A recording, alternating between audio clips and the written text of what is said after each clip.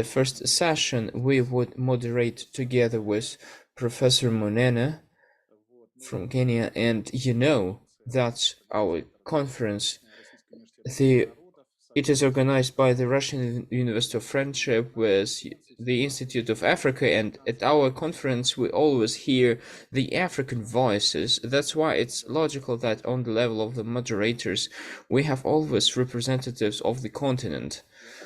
And I'm glad to welcome our traditional participants of the conference, because we missed only previous year because traditionally we gather every year and we have an international format the last years, reinforced one, and the present section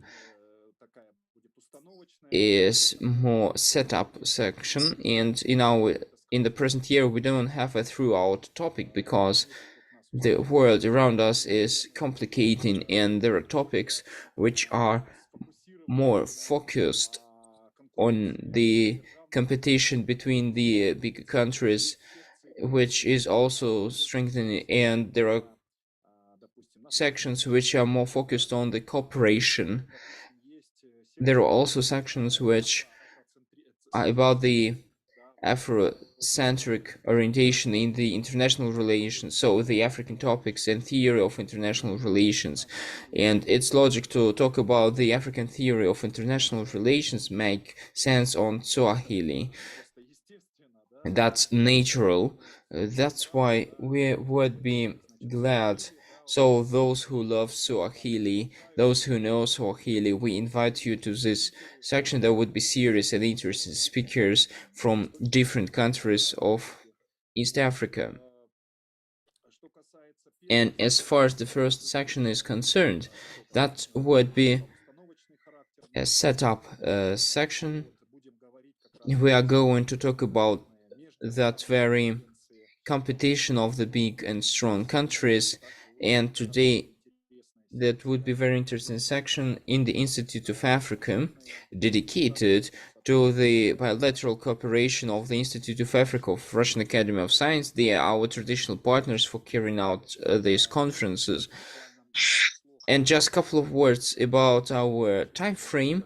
We would one by one introduce the speech makers together with Professor Munene, and I don't know how we're going to do it, how we're going to moderate it, but I think that within 5 minutes before it is over, I would tell or show that the 5 minutes are left for your speech.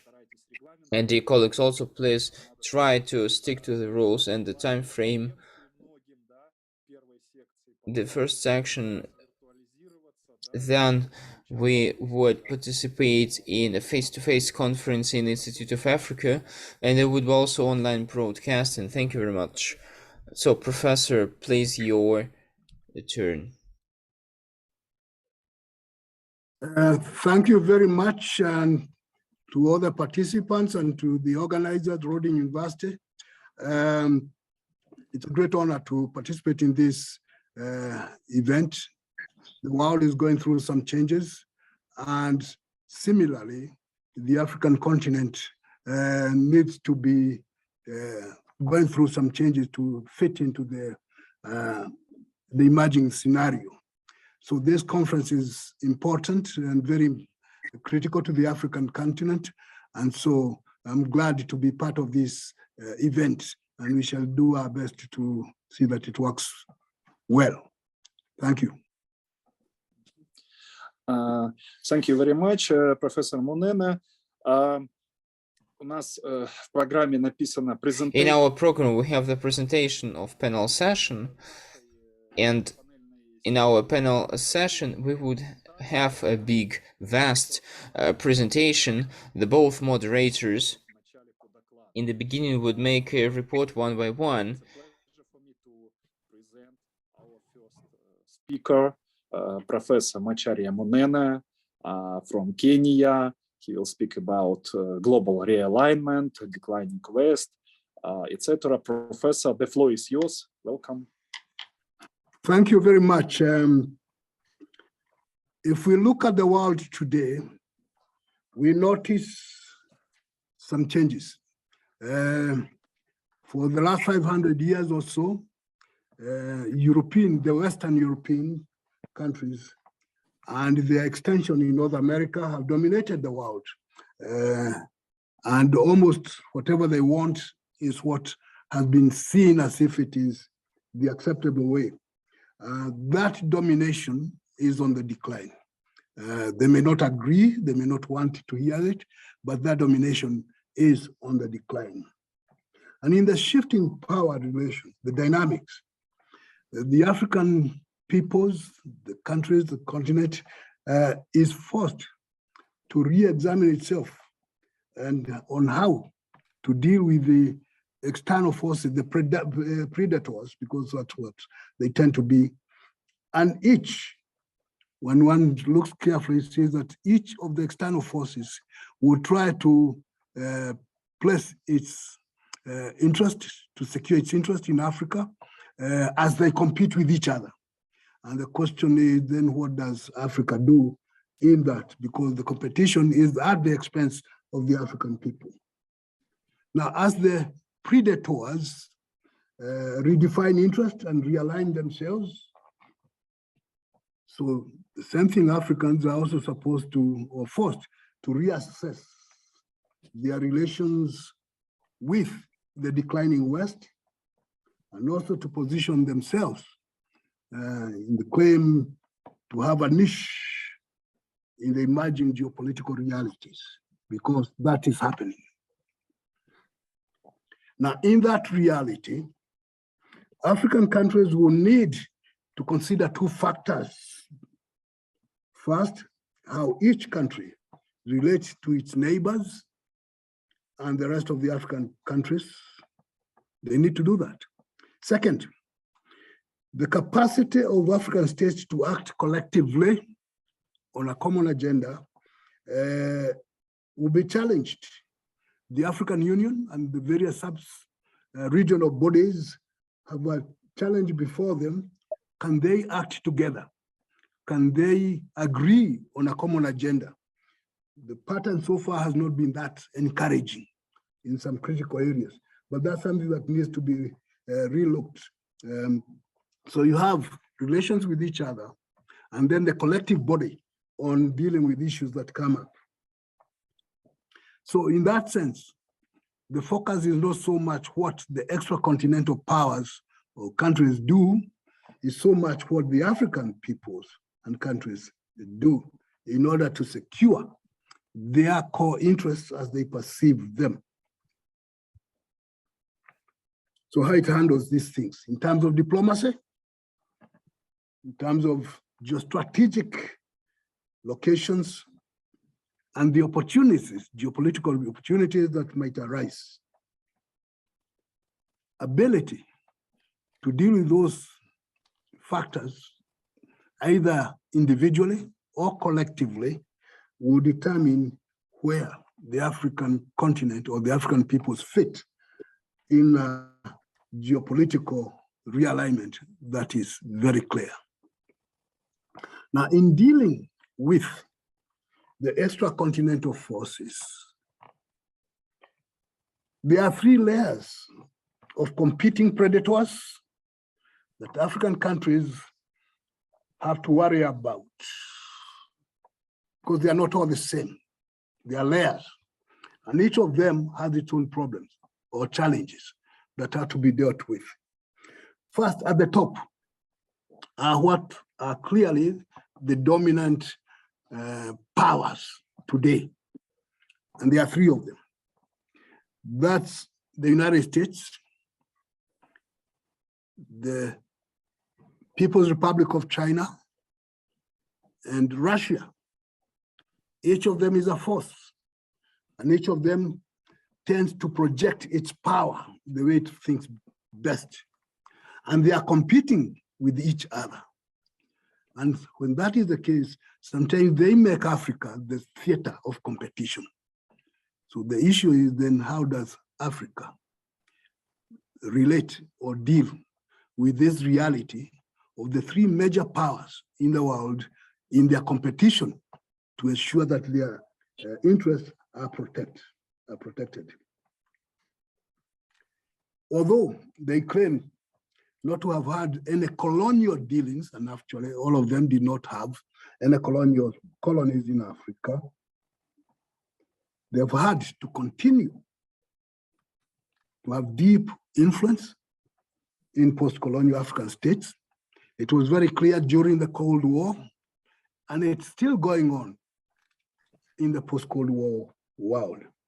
The way they project themselves, sometimes they try to look to discredit the others, or they try to say, we are better than the others, you Africans listen to us first, before you listen to those other people.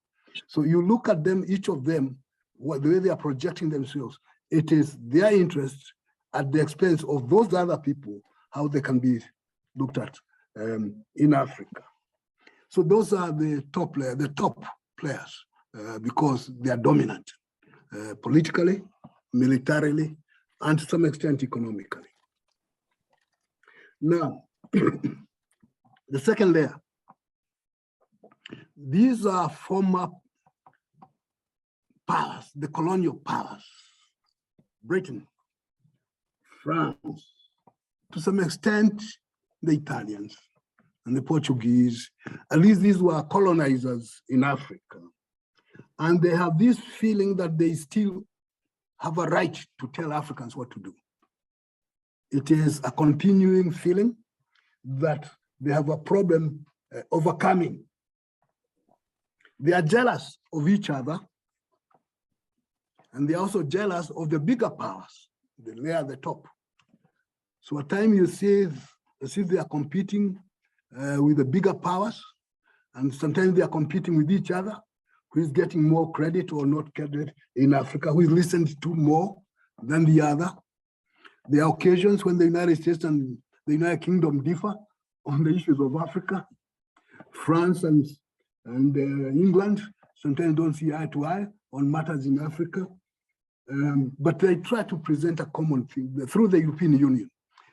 So they are the second layer of this power lot that try to guide and tell the Africans what to do in order to protect their perceived interests. And in so doing, then the Africans have that necessity of knowing what's going on, and therefore reacting to that, the way these second layer countries behave, because they may say they are for you or not for you, but at the bottom of it, they're just looking after their own interest. And in that layer, second layer, you also might include what we generally would call the conceptual West in that category. Those countries that imagine that they are part of the West, irrespective of the geographical locations. So in this regard, you might see at the countries like Australia, even Japan falls into this category, because sometimes Japan behaves as if it is part of the Western powers when it is geographically. So the conceptual West are these countries, irrespective of the location, which imagine that they are part of the Western whatever, the conceptual Western traditions, Western beliefs, Western values, Western ways of doing things. So that's the second category that Africans have to look into and determine or decide the best way to deal with each of them, or collectively. And they'll do that either individually as a country or together as the African Union or the regional bodies. It's been a problem, but they have to think that way. Mm-hmm. Then we have the final category, the third layer. These, some of them were part of the colonized world, generally called the Third World. And you have some of these are emerging, they are assertive, they appear to be very assertive. And they would like to be considered in the higher category. Sometimes they flex their muscles, and some of them succeed. Not all of them succeed. When in this category, you might include Israel, Cuba, Turkey. India would like to be really up there, but is still struggling to be up there. South Korea, Saudi Arabia, and Brazil. And we see in this group something that has emerged, which has included also the BRICS, because the BRICS is a force to reckon. And the Africans sometimes, although there is one African country in it, in the BRICS, they still have to deal with BRICS as a body because it has its own agenda, it has power projections, and it seems to be expanding. The fact that Saudi Arabia decided to join it recently, which makes it more than what it used to be, Brazil, Russia, India, China, and South Africa, and now Saudi Arabia. It's a growing force with its own projections and interests. And sometimes it appears to be in conflict with the conceptual West. Conceptual West being the European Union and the North American, and the BRICS is emerging as a force that cannot be ignored in this realignment of the global, geopolitical realignment. And so for the Africans, knowing all these things, then the question is, how do the African countries, individually or collectively, address the top layer, the second layer, the middle layer, and the third layer, and now that extra force, the BRICS.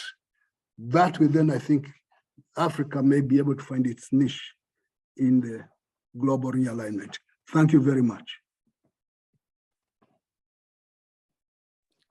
Thank you very much, Professor Munene. Dear colleagues, don't hesitate to ask your questions. You could raise your hand. There is a, how can we do it, right? There is a special button, right? Or you could just raise hand like this, right? Or you could write something in chat, right? If it's complicated to find the button. Yeah. Пожалуйста, да, у нас профессор Мизяев, пожалуйста, да. Good morning, dear colleagues. Звук. Вы слышите меня сейчас? Коллеги, слышен звук, нет? Do you hear me, colleagues? Yeah. Yes. Да. Thank you very much, Professor Munene, for your presentation. My question is... Профессор, не слышно звука. Звука не слышно. Слышно, уважаемый Александр Ильич. Вроде у вас переключить канал? То есть у вас, может быть, идет английский или русский, наоборот, поменять? То есть оригинальный канал, может быть, включить. Попробуйте, Нет, да. все слышно. Да. Все слышно. Сейчас слышно меня, да? Да. Okay, everybody hear me, so... Ну, или... Профессор Мизяев, прошу прощения, можете, пожалуйста, переключиться на оригинальный звук? Я на оригинальном звуке. Или в чате написать, да, потому что, ну вот, к сожалению, да, не... Я на оригинальном канале нахожусь. А я вас слышу прекрасно. Хорошо. Да, я тоже слышу, мы слышим. Я переключился на русский. русский. Может быть, в чате написать. Так нормально? Нормально, мы слышим, да. Спасибо. Я могу продолжить, да? Уважаемые организаторы, я могу продолжить? And what about Professor Munene, if he hears us or not? I can hear you, but not in English. Okay, great. Okay, Professor Munene, do you hear me now? Yes, you are here. Okay. The other people I cannot hear. Okay, once again, thank you very much. В переводе, да, в каком-то переводе, да? Thank you much for your presentation. My question is about your thesis on the competition of powers for Africa. My question is how you see the character of this competition from the scientific point of view. And I mean, obviously, the discussion on the imperialist character of this competition. But I would like to make a reservation on asking about imperialism, not as a policy, but imperialism in the Lenin sense of theory of capitalism as highest stage of capitalism. because this discussion is very intense now. For example, myself, I spent a lot of time trying to prove that Russia is not imperialist country according to the theory of Lenin. But I would like to know the African position, what the character of this competition, how you see that. Thank you very much.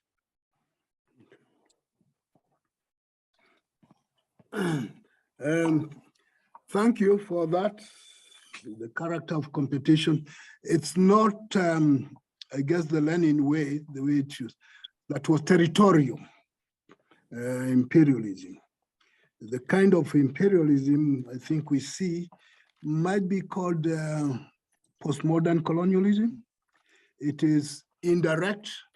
Sometimes you don't see the manipulator because operates through some institutions and organs like the giant media, the financial institutions. But when it comes down to it, you can even have some military engagement to go and protect those perceived interests. When they are thought to be threatened, then some other, the iron fist comes in. But before you see the iron fist, there are all these nice institutions that one can talk about. For instance, when some people decided to invade Libya and destroy Libya for whatever reason, it started with some nice talk about this and that, and then it went to the hard, the iron, when the country was destroyed and put back about 2 or 3 centuries back before it can recover properly. So the character of that competition is subtle. It's for the economic, the resources of the world. It is also for political, geopolitical leverage. Who gets more than the other? I think just a few weeks ago or so, I think Joseph Borrell, the foreign minister for EU, was complaining about narrative competition. That's we have this, who has a better narrative than the other in winning the Africans to follow them. Now that competition is very interesting to the Africans. They say, now, what are these people talking about? Because, and in the process, the image being created in some quarters is that almost the way it was in the 19th century, that the Africans are ignorant, they don't know what they are doing. They should be schooled by those who know better. And when they are to be schooled by those who know better, they get frustrated when the people to be schooled refuse the schooling. And they point out, wait a minute, what are you doing? What are you saying? You're insulting our intelligence. Because that kind of thing. So the competition comes in many ways. It's not one track. It's there in the narrative. It's there in the resources. It's there in the geopolitical leverage, especially at the United Nations and other places. It's serious competition. And the African people are trying to make a decision one way or the other as to what fits them best. Thank you. Thank you very much, Professor. Thank you. Dear colleagues, any other questions?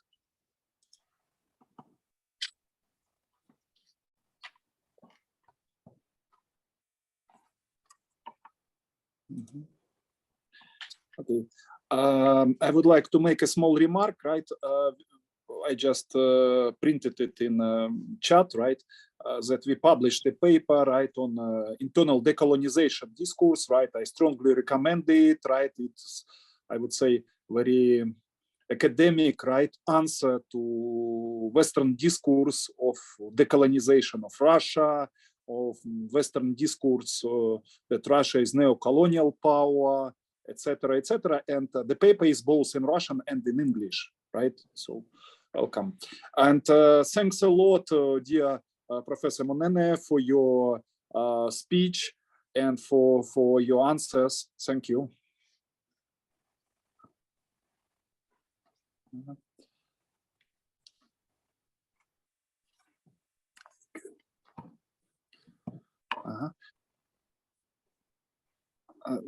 I guess is your turn to present It's my now. turn. Okay, thank you very much, Professor. Right now, we need to hear from Professor Degterev. I hope I've pronounced the name properly, who is going to tell us, make a presentation on contours of non-Western structural power in Africa. And it's very nice topic. The professor is the head of the department, is an economist, and he knows quite a lot that we are ready to listen to. So, Professor.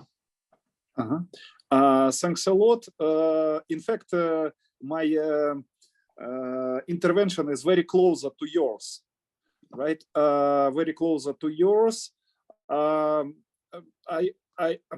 My presentation is in English, but I will speak in Russian, right? If you don't mind, right? Коллеги, вот с переводом, да, вот коллеги. So, dear colleagues, we have simultaneous translation in English. I hope that you can hear us. Хорошо. Well,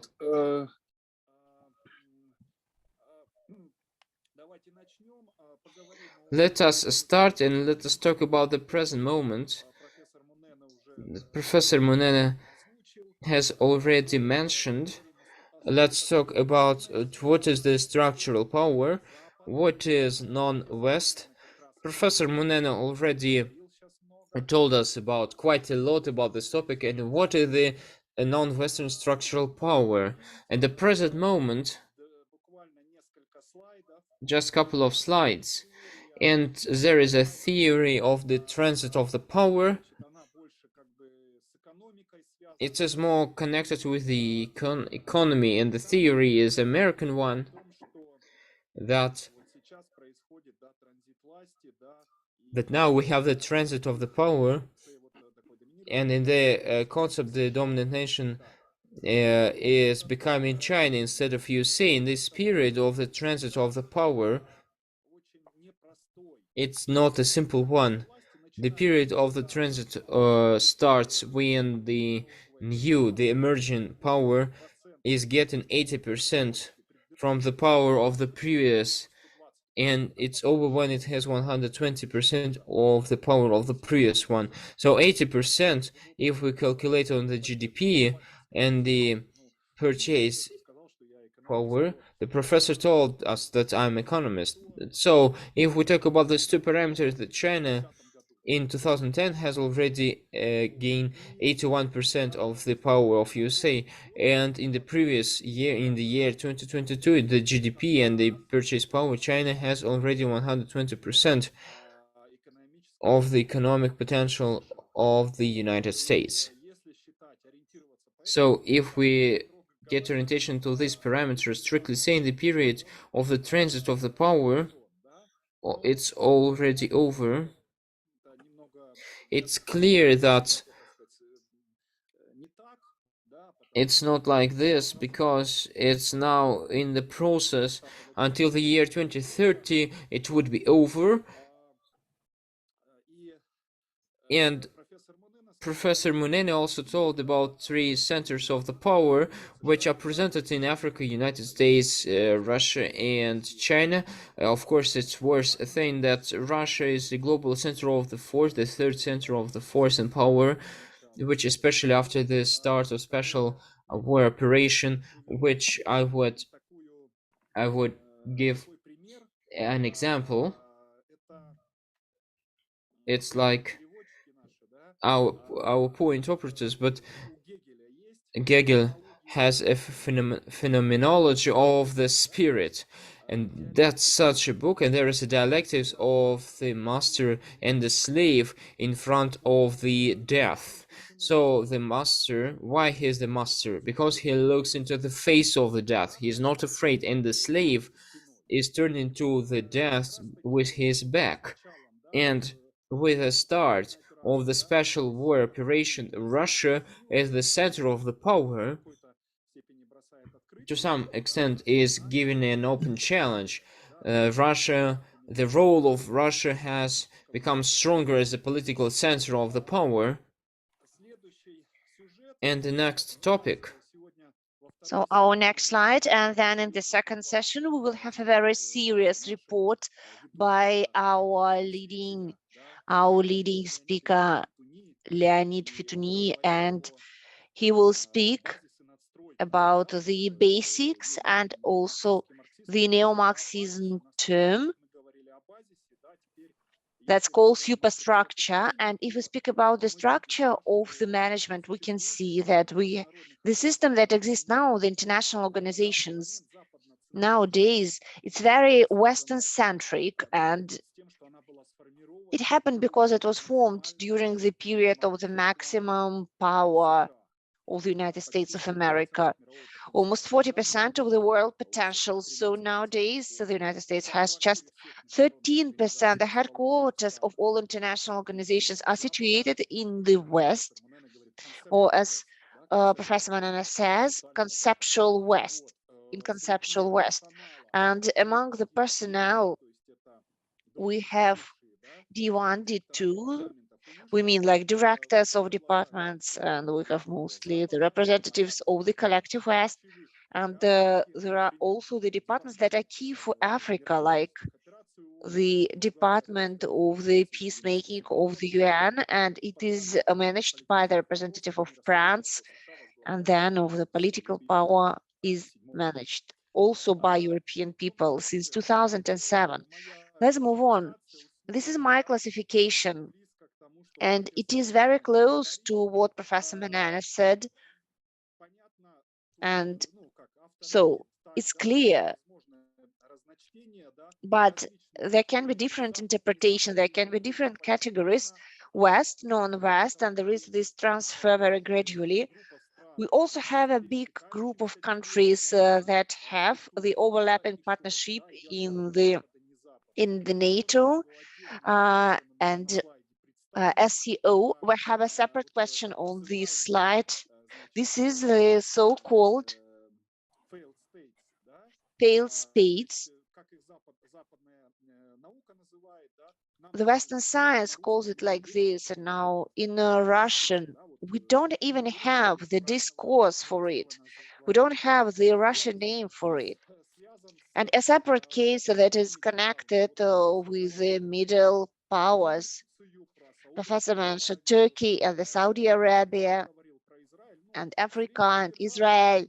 But in the average, these countries are not very big. It's difficult for them to be strategically autonomous, so they need to be with someone. From the very beginning, that was the discourse that these are the obeying powers, the obeying countries. But now we have such examples of Iran, for example, very interesting. We have very interesting examples among the Arabian states. So the theory of the government transit, of the power transit, we can see now the example of Turkey. It was just one system. One system is under erosion and another system is not created, and Turkey just says that it's not just a regional power, but it goes higher. This is the concept, the world higher than 5. Structural power, what is it?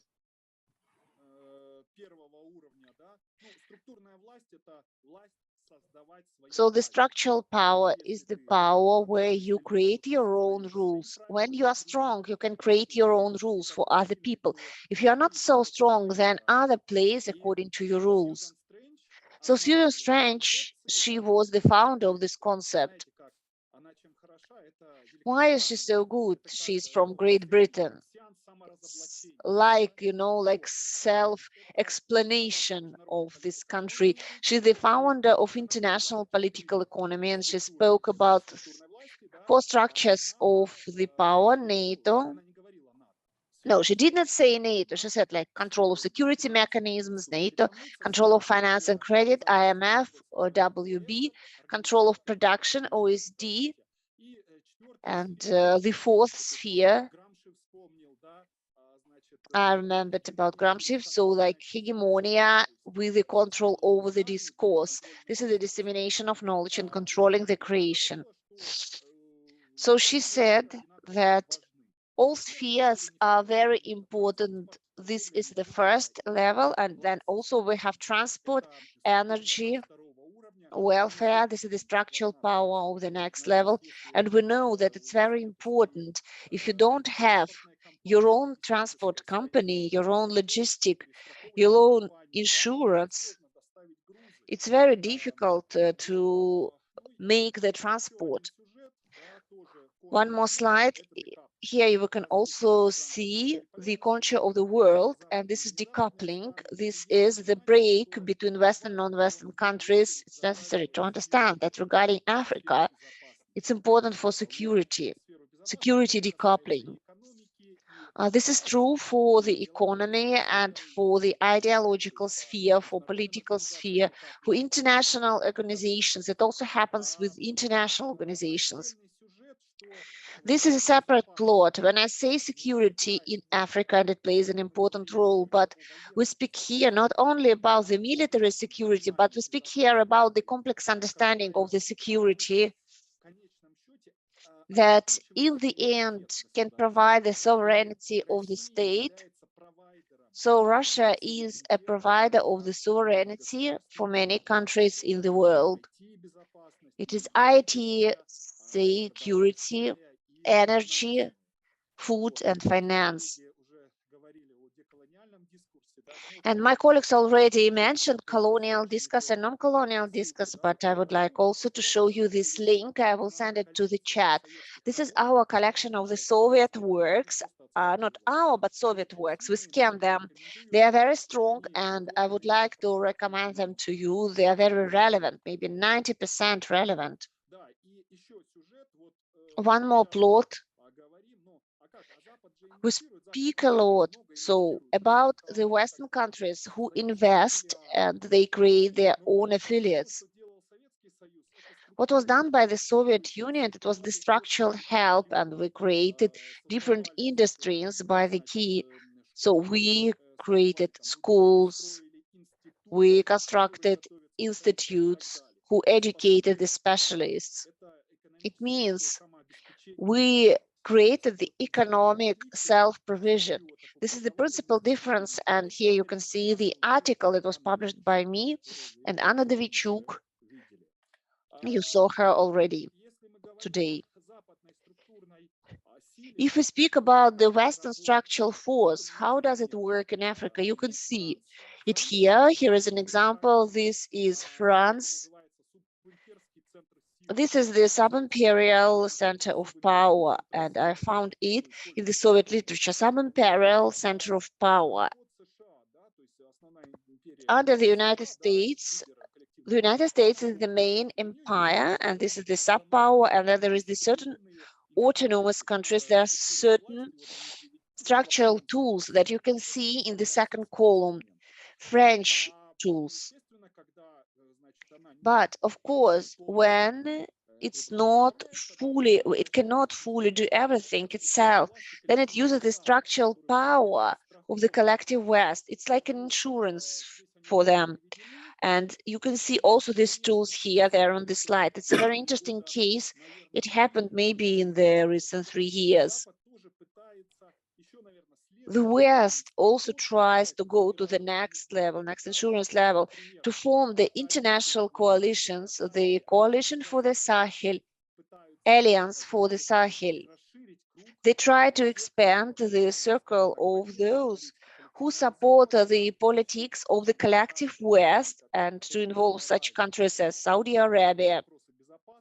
These are not only the security questions, but also the international help and so on.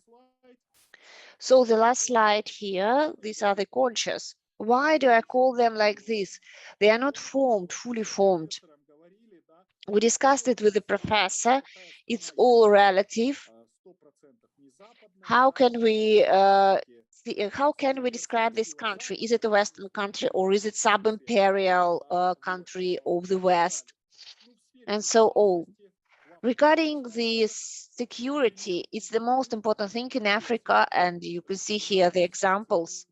I think that today we will have the reports in our session that are devoted to the Arabian countries as the providers of the security, and in the finance we also have something But we really need, if we go back to the previous slide, we have the African Bank of Development, and it works on the continent. It's like an affiliate. It's a part of the group of the World Bank. So we really need some non-Western bank on the continent. Because nowadays, what happens? It's also the structural power. How does it happen? There is the Bank of Development, and it finances the creation of some businesses, some banks on the continent. And we have a bank that gives the credits, but it will never give a credit for the work with the Russian companies. It's a mechanism of control, and it goes like with steps. It's very effective. If you did not create the alternative architecture, it's very difficult to actually want to have this systematic interaction. Then production. Regarding the discourse, we spoke a lot about Russia Today, about Telegram. You know that China also have a lot of channels like TikTok. And what do we really need regarding finance? And regarding, we need the mechanisms of money transition without euros, without dollars, and we also need the mechanism of information spread, of course, the scientific information. Like, okay, TikTok, Telegram, they are great, channels are great, but we don't have the alternative like focus, like websites, non-Western sources. This is what I wanted to mention. And sorry for taking the information from someone from your presentation. It was an overview, and now we will go deep into the details. Thank you. Yeah. Thank you very much, Professor. If I may, let me call the other, and then you can call the other. So now we move to the next presentation by Irina Regina. Problems and prospects of BRICS EU cooperation. Irina is a Doctor of Economics, head of the chair, MGIMO, Research Director, National Committee on BRICS Research. So a very timely discussion. Irina, please. Thank you very much, Professor. First of all, let me thank the organizers, administrators of the conference. That is just due in time, taking into consideration that South Africa is the chair of BRICS at the moment. And we are just working and thinking about some practical activities that can contribute to the development of our countries. Actually, we consider that the contemporary economic and financial environment is just a kind of cooperation between different kind of alliances that are interested in developing their activities and make the level of living of their citizens better. And that is why we understand that one of our main partners is the Eurasian Union. Most of the countries of Eurasian Union have agreements with BRICS countries and just reaching the goals of secure cooperation, development and the growth in different spheres of economy, and on the basis of safe finance and the possibility of providing public-private partnership and public just measures to support the economic entities. I would also like to mention that all our countries, whether it's BRICS countries or the Eurasian Union countries are living with the same paradigm within the relations of the real economy and the financial industry that penetrates the activities of investors, of participants of the market, managing different kind of risks, and just taking into consideration the regulations. That is why it is worthwhile having a kind of the harmonized approach to different spheres of our cooperation within the strategic partnership. My presentation is mostly practical. I really express gratitude to the scientists who could contribute to the theoretical background of the activity of our countries and of the global economy within the turbulence, let's put it like that, environment. But actually we are trying, well, just to achieve some practical goals. One of it is the partnership in different spheres, because partnership of our countries help to enter the economic and financial systems of our countries quicker, and to transfer technical and administration reserves, and to meet professional challenges. The activity of technical transfer is very important, and we pay great attention to it. Not long ago in Cape Town in South Africa, we had a discussion with our colleagues concerning new trends and the possibilities for supporting a secure activity of the entities and of our countries, BRICS countries in particular, and the possibility of technology transfer in different spheres. Every country has its own interests, and every country can contribute to its activity in medicine, energy, mining, and so on and so forth. So there are different possibilities for financial cooperation of BRICS and Eurasian Union within the direct and portfolio investments. We are going along this road, and there are several projects that are suggested and taken into consideration by member states within the greenfield investments, just beginning from zero, then some acquisitions. That is probably a challenging possibility of international activity, and so on and so forth. The joint venture with participation of BRICS Eurasian Union countries will certainly help us to move forward within the mutual market and economic relations, and possibilities for free economic cooperation is quite vivid.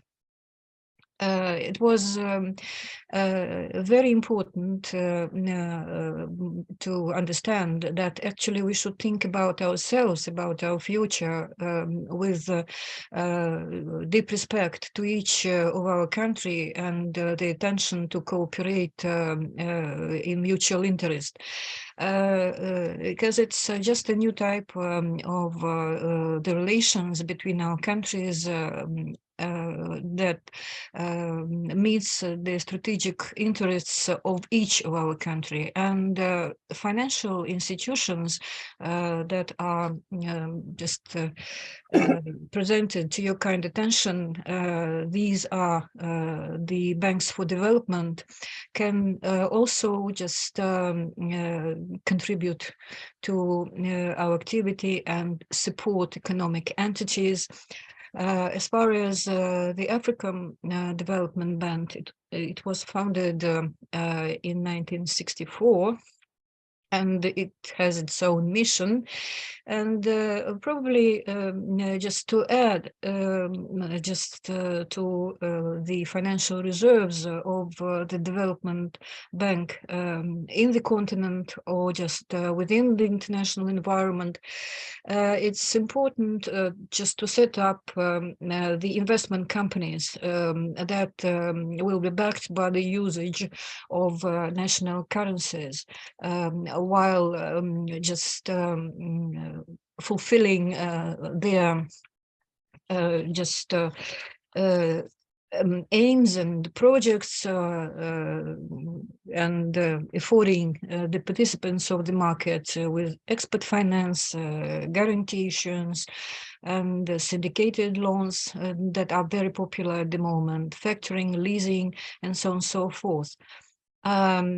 I have mentioned the importance of the development of our relations in national currencies, because it can be without stress, and it's less risky, and it's the interest of each party to just take into consideration as the currency of the project, any currency of the partner, and to manage it on the basis of BRICS Eurasian payment system, mutual payment system, looks very challenging, and our central banks are going along this road. And it's quite clear that it is really just very safe, and will contribute to the activity of our countries without any dollar domination.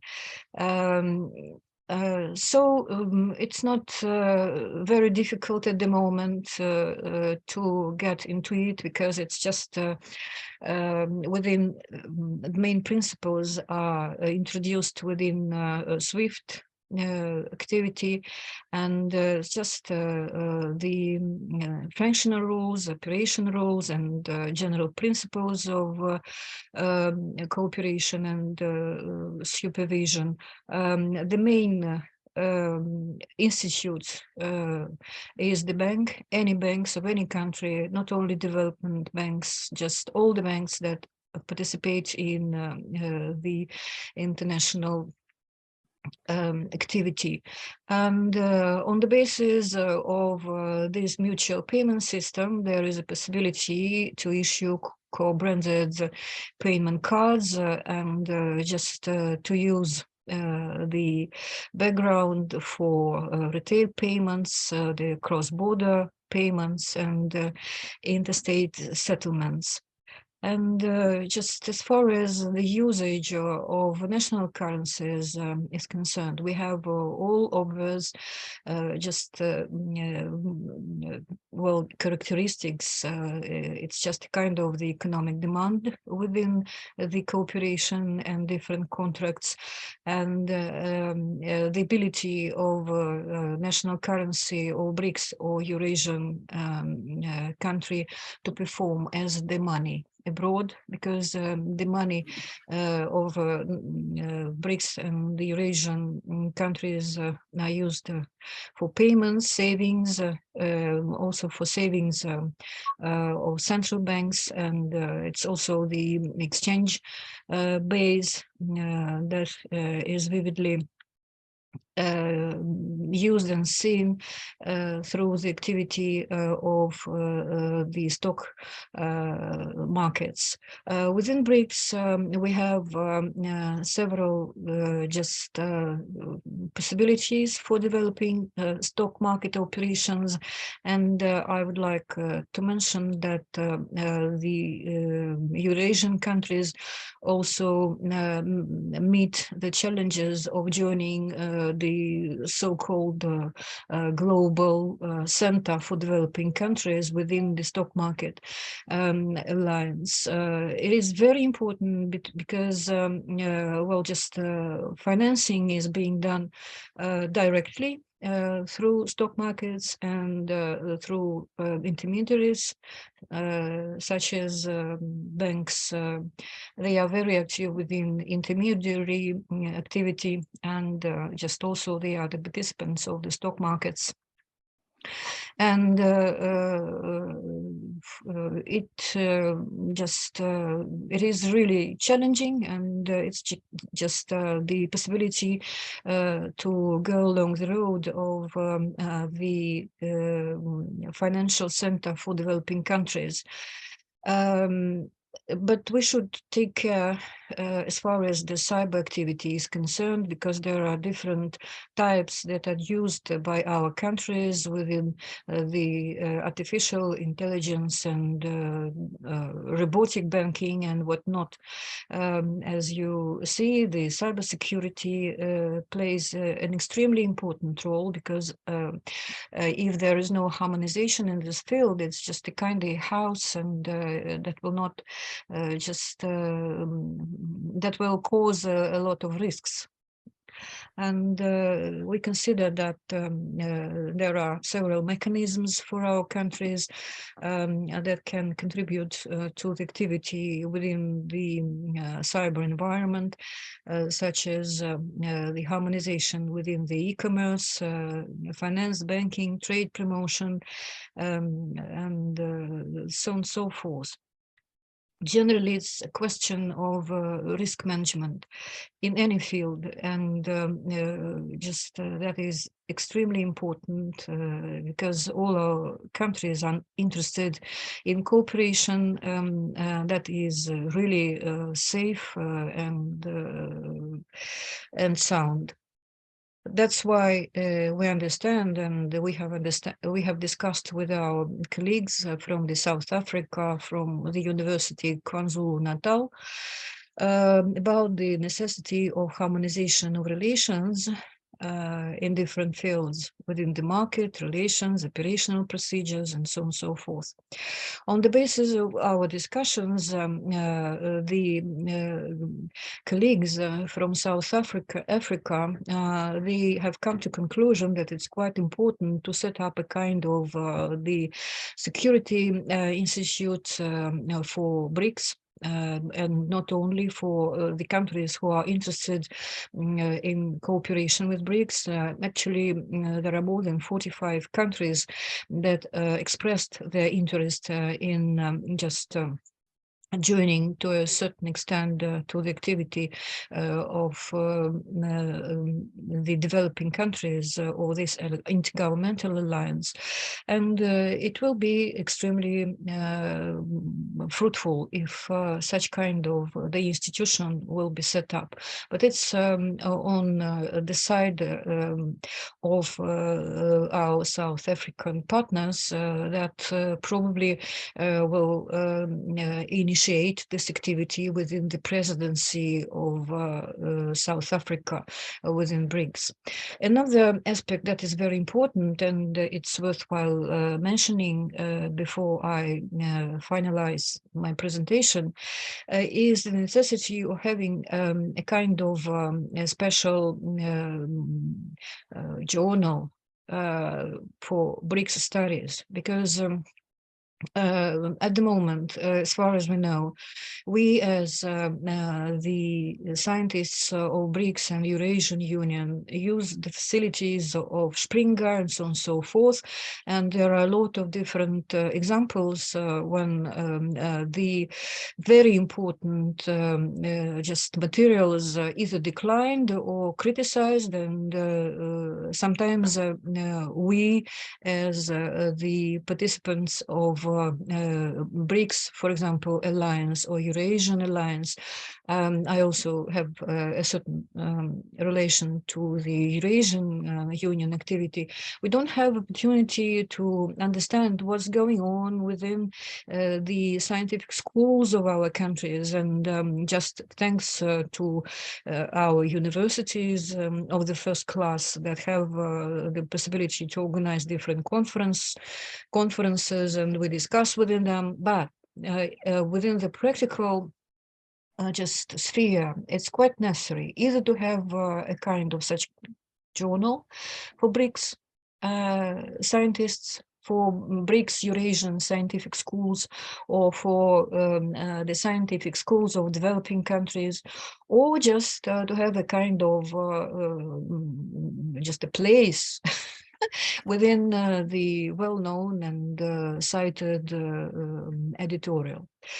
Thank you very much. If there are questions, I will be happy to answer them. Thank you very much indeed.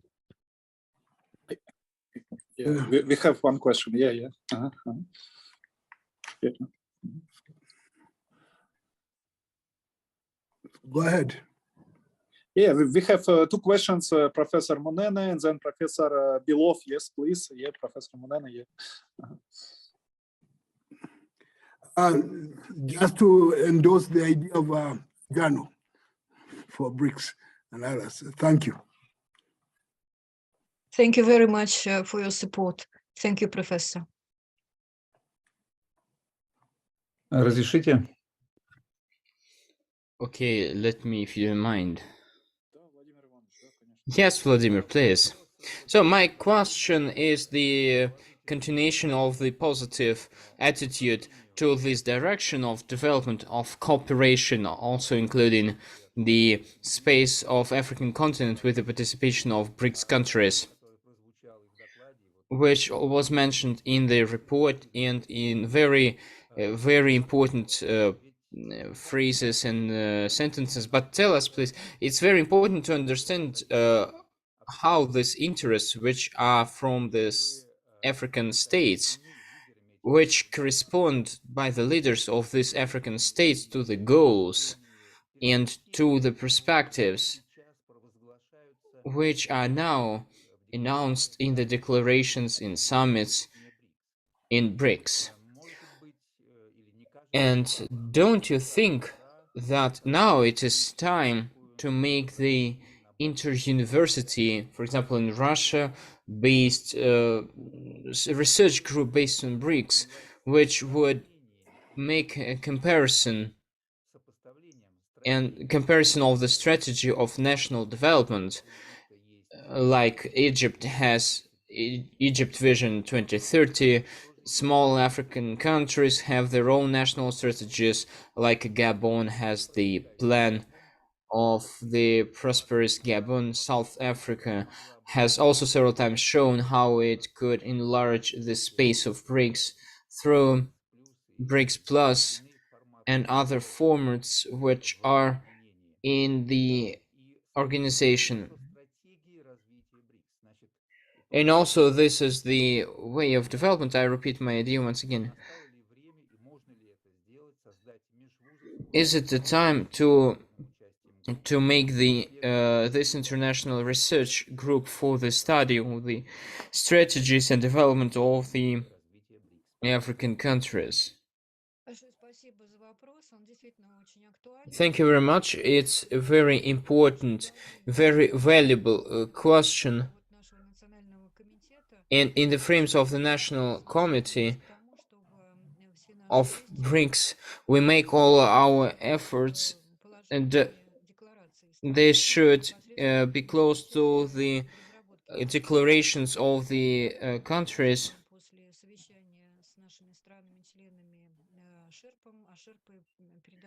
And Sherpa, they transfer to our countries. In the frames of our national committee, we carry out different works on the study directions in the frames of the expert council and board and national committee. And I am also the member of this.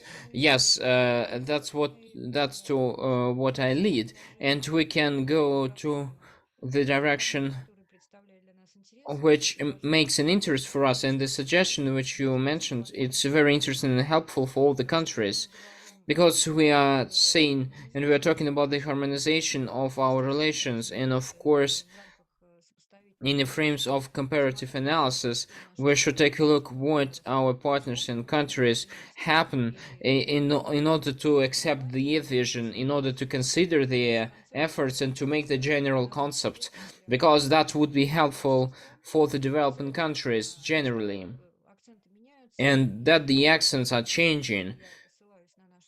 and I refer to our meeting of the South Africa. We are talking about the old world and the new world. The new world, this is the domination of developing countries. And in order to enter properly into this world, definitely you must fundamentally and practically basis. And it should be clear for everyone. That's why your suggestion, I suppose, this is a very fruitful, and we need to think how to distribute it. Thank you very much. Thank you. Let me just say a few remarks. Professor Munene already supported the idea of BRICS magazine and developing the topic. We understand that in the previous materials of the conference, they were published in the good Western edition, but what's next? Part of the authors, part of the institutions which are introduced, they are under the sanctions, so they cannot be published. And what I told about the decoupling, the scientific decoupling, it means that set of our thoughts, it would be considered too non-conventional in conventional Western science. That's why that's not about one magazine, because how to promote that? The magazine, it's fine, but what to make that the people would read that?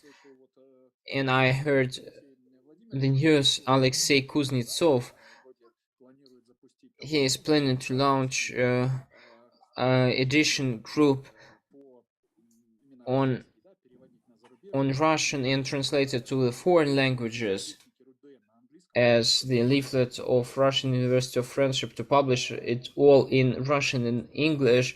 But the question is mainly on the platform, not the magazine even. And the question is also on the RINS system, Xinqiai system in China, and the harmony of this scientific infrastructure of BRICS countries, the systematic one with mutual recognition.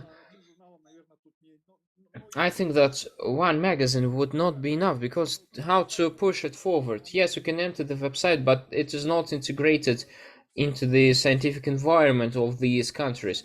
Thank you very much for your remark, and I saw the question, what should we do with this? You're absolutely right that finally we would not take one.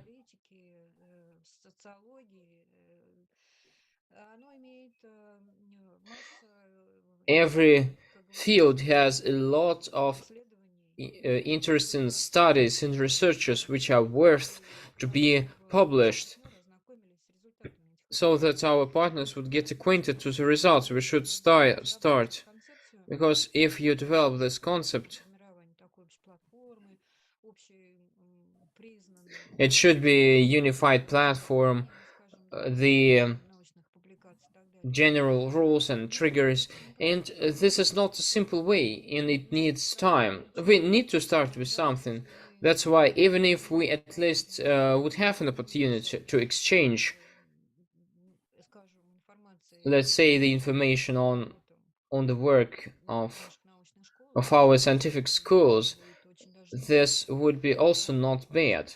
And in our national committee, we have an access to our partners from BRICS countries. And if we talk about BRICS, and we are having several suggestions, and we would give links to the publications of our founders, this Russian Academy of the Science, which in its structure has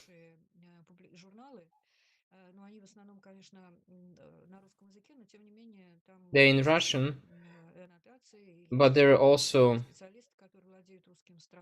and there are specialists, because through these articles, our specialists can enter into the deep world of science and make a more deep study and deep dive.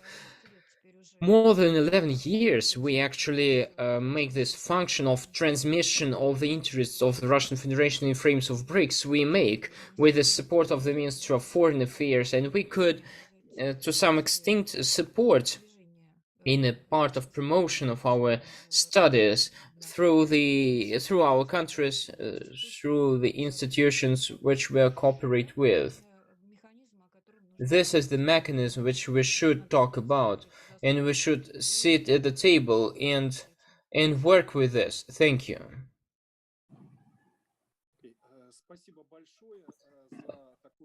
Thank you very much for this presentation with the answers. Thank you very much. The topic is very acute, and one report is getting out logically from another one. It's like a one thread, one topic. It was not on purpose, and that's a pleasure so that we can do it.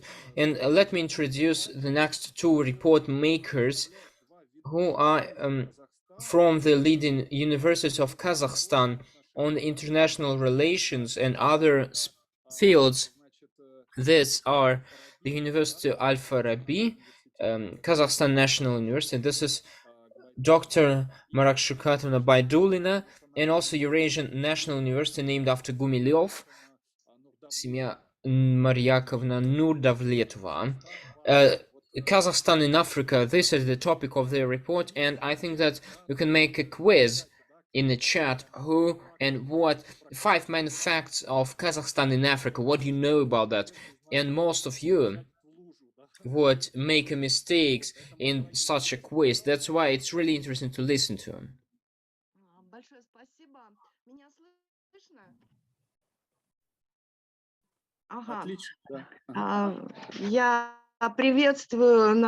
I welcome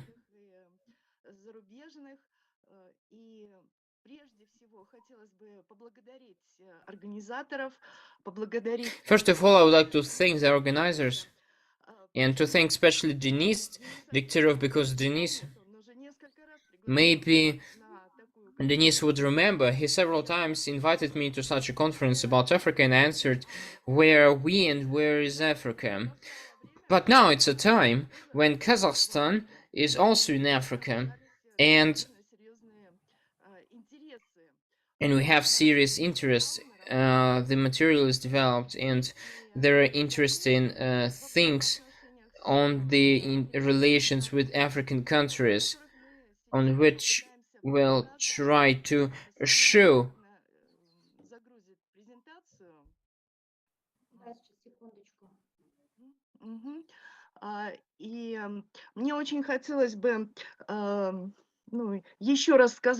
And I would say personally that Kazakhstan and Africa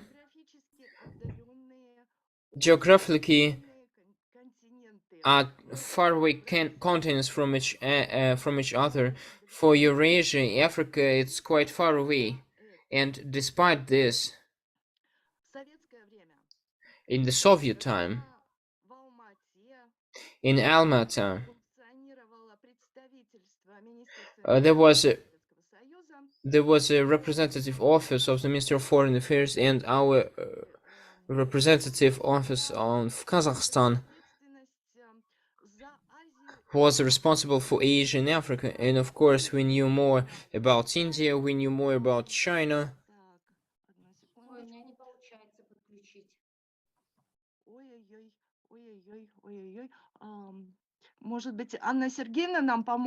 Maybe Anna can help.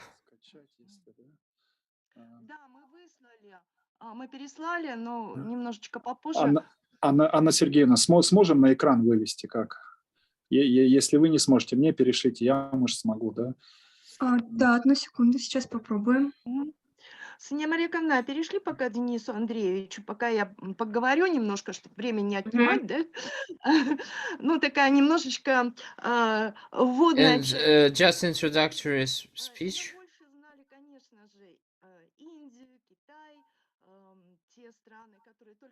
And we knew more India and China, those countries which became independent, Pakistan.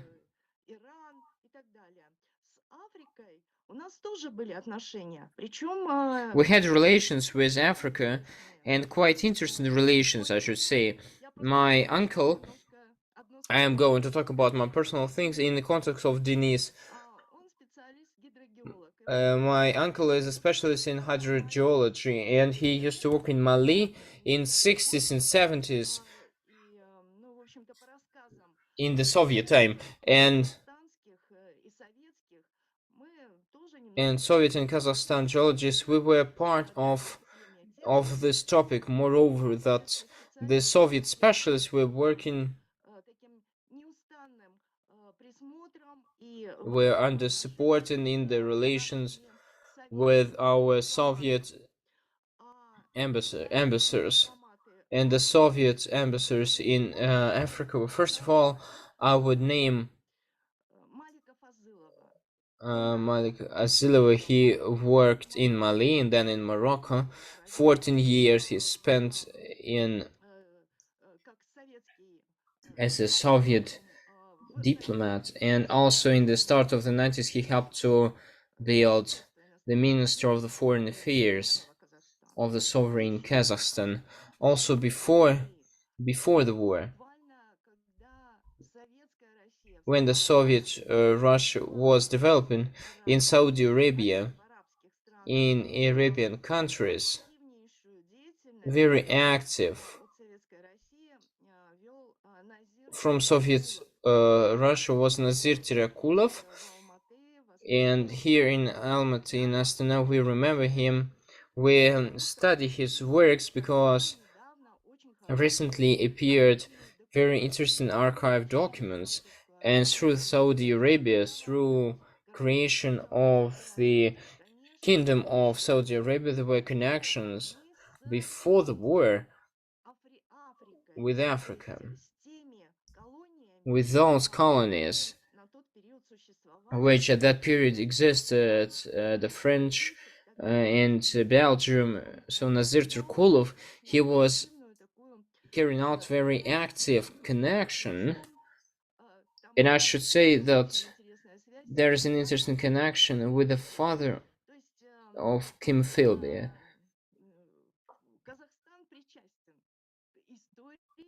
So Kazakhstan is a part of the relations, political one, and in the Soviet time, economic relations with this continent. We quite lately addressed this topic. And in Kazakhstan we don't have the African signs. In Kazakhstan, Africa, we studied in general courses, in a general course in studies, and some separate work. We don't have the general studies, though. Once again, I would remind that the document material is quite a rich one for the consideration, for the analysis, and even for the entrance on the wide spectrum of the scientific academic connections with this continent.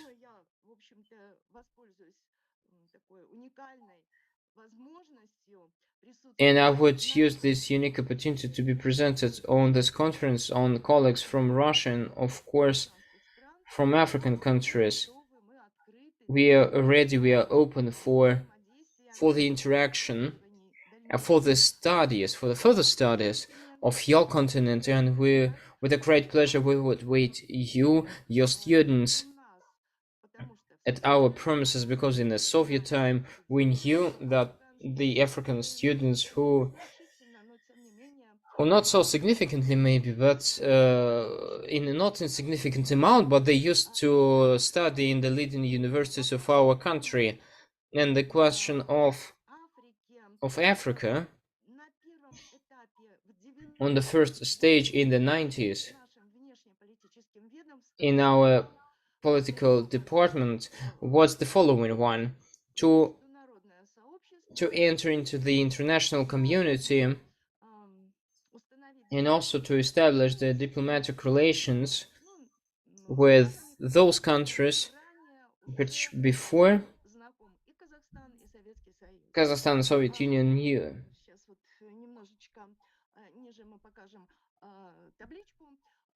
I would show you the table later, and the tendency of the growth and the deepening of the relations.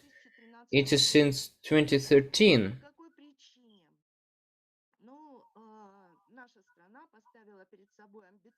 And our country had an ambitious goal, and in the year 2013 it was mentioned to become the part of the United Nations, the Safety Council, and we should be supported. And since 2013, our ambassadors and diplomats, they made a very active direction,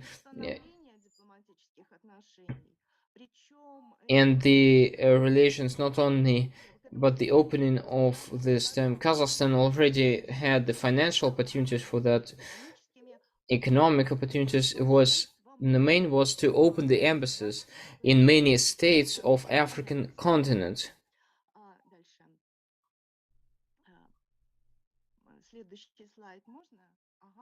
In the next slide, please. On this, and I would like to group one as a table, 15 countries within 2013, 2014, so in 4 years, 15 countries became our partners and they cooperate with us. And they were quite active in opening, especially in South African Republic.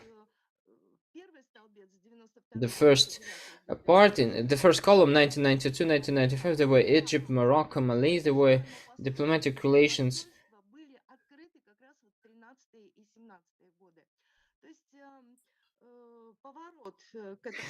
But the attitude to African continent was changing, and we see the change of the activity. And among 183 countries of the world with which we have established the diplomatic relations of Kazakhstan Republic with Africa, with African states, we have 50 relations. And we still have more for negotiations.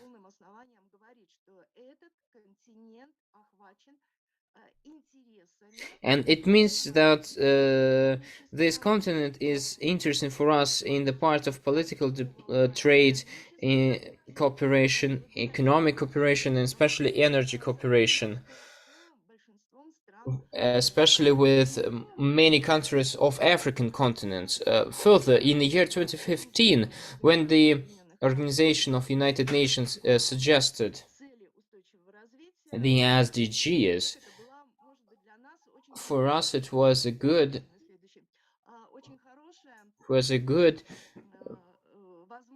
opportunity to reinforce our contacts on the line of SDGs, because the programs were suggested very serious with interaction with African countries, and this in the climate.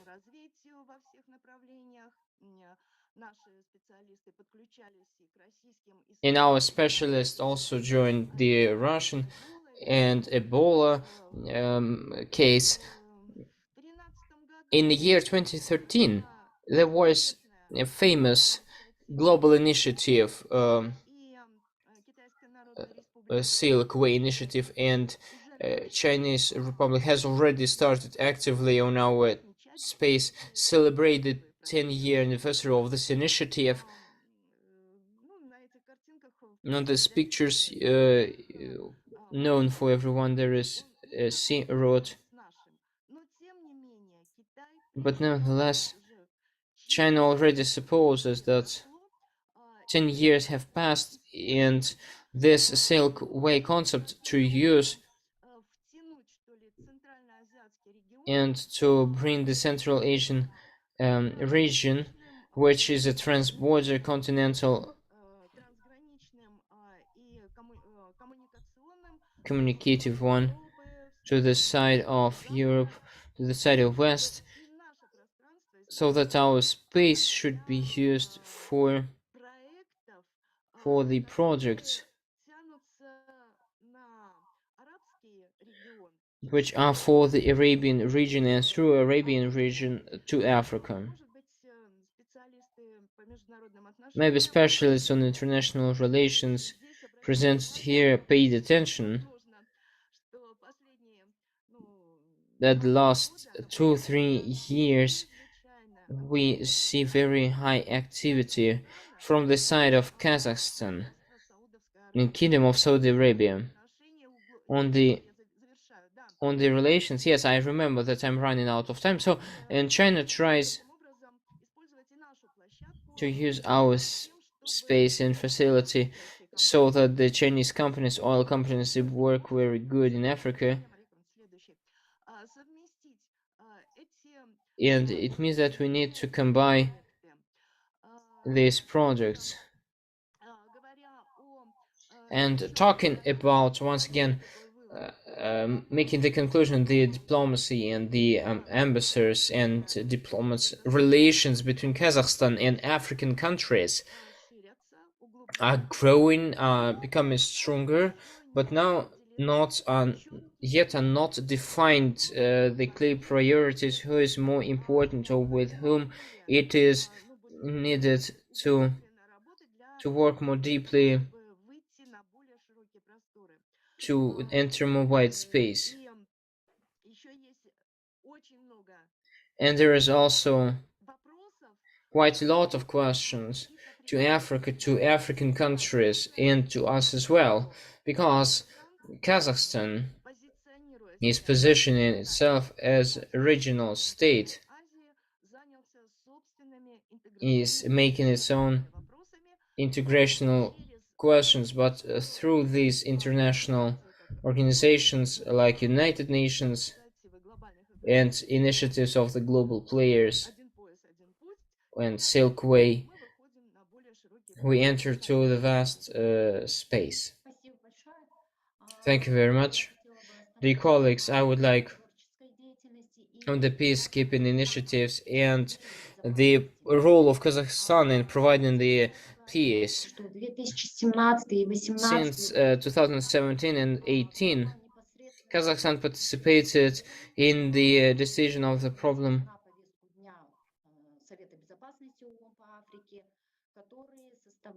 which actually were almost 70% of all the problems of this period. Kazakhstan managed to achieve significant results on the line of a peacekeeping initiative. And the peacekeeping activity is one of the main elements of the external policy of Kazakhstan Republic, and it is dedicated for the prevention of the conflicts and carrying out the humanitarian support. What is in a law of the peacekeeping activity of Republic of Kazakhstan dated 2015. It's a state law. In there's also Kazakhstan Kazbat squad, which is for the peacekeeping initiatives. In 2003-2008, this squad participated in the Freedom for Iraq in the frames of international efforts for stabilization and responsible stabilization of the situation in Kazakhstan. That was the first mission of Kazakhstan squad, and 9 peacekeeping parts were in Iraq, making a service. Among them, there were engineers, medical specialists, and the main tasks of this division or the squad was providing safety of the convoy, protection of territory, and regulation of the road traffic, and carrying out operations on the humanitarian support. Since 2014, Kazakhstan peacemakers were servicing in the missions of the East Sahara and Cote d'Ivoire, in the missions of which were in Lebanon, and they were as the military specialists, and also the female was at the service. And in the year 2018, 120 soldiers from Kazakhstan were sent for the for the United Nations support in Lebanon, and also in this direction the peacemakers serve in Indian department, and Kazakhstan is one of the biggest peacekeeping forces among the former Soviet countries which are in the foreign territories servicing. And I would like also highlight that Kazakhstan Study Center of Peacekeeping Initiatives has undergone the certification of United Nations, and this certification, it has opened the way for creation of the regional peacemaking hub. And the president of Kazakhstan Republic, by the president Tokayev, that was suggested in the year 2022 to enlarge the participation of Kazakhstan soldiers in the peacekeeping initiatives and missions of the United Nations organization in Central African Republic, in Democratic Republic of Congo, in Mali, and the United Nations in Lebanon. And also there was sent also the peacekeeping contingency for 120 soldiers.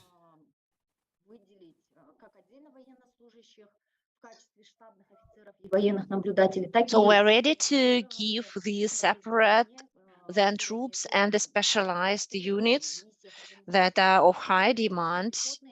So this can be the intelligence, medical, army, and sorry, we are limited with the time. You have maybe 1-2 minutes. I would also like to mention at the end that the modern world, the global environment and the growth of interstate conflicts, it's very important that we have the peacemaking activity of the UN that also include Kazakhstan missions. Thank you. And now I would like to make a conclusion of our presentation. So I would like to remind you that Kazakhstan is coming closer to Africa and African countries with the help of the UN.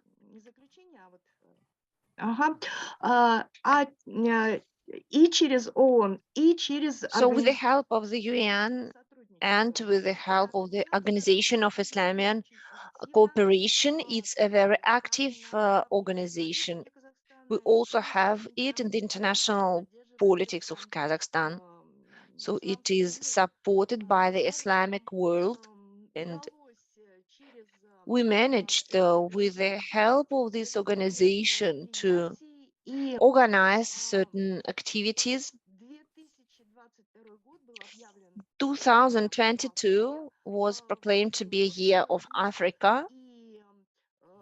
In Astana, the capital of this country, we had the food program, food event, and they were supported by different finance offers, economic offers, and trade ones. Unfortunately, we didn't have the educational component, but still, we said that Kazakhstan is not indifferent to the processes that happens on the African continent. So according to the offer of Kazakhstan party, we created one of the center of gene storage of the genes of animals and plants. Next slide, please. So as a conclusion, I would like to tell you that yes, we have initiatives, we have programs, but it's necessary that they will be continued. And for them not to be temporal. Regarding the perspectives, I already mentioned it. So for us, it's very important that we have scientific perspective and education one with African countries, or maybe through the Russian university. Thank you. Thank you. So this case is interesting. We can see that maybe our speaker will also agree with us. If we analyze the systematic approach, we had mostly the connection through the central countries. If we speak about Asia and Africa, then they try to have the direct connections. And these internal relations are now stronger, and we also increase the subjects of the non-Western world. So it's a positive thing. We also have a question to Professor Negusi. Professor of the Department of the Theory of International Relations, please.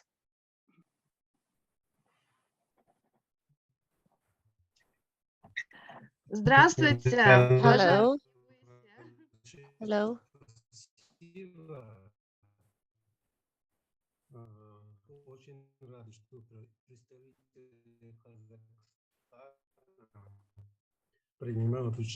So we're very happy that the representatives participate in this conference.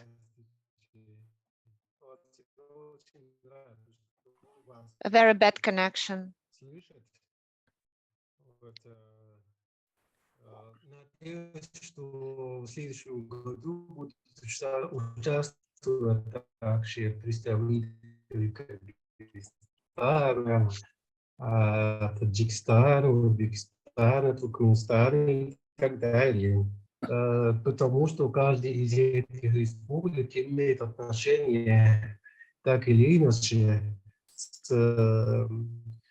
Africa.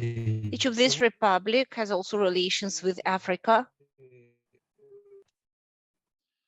Professor Negusi, So Professor Negusi has very bad connection, but he is the creator of this conference. And it's the 12th conference that we have for 12 years.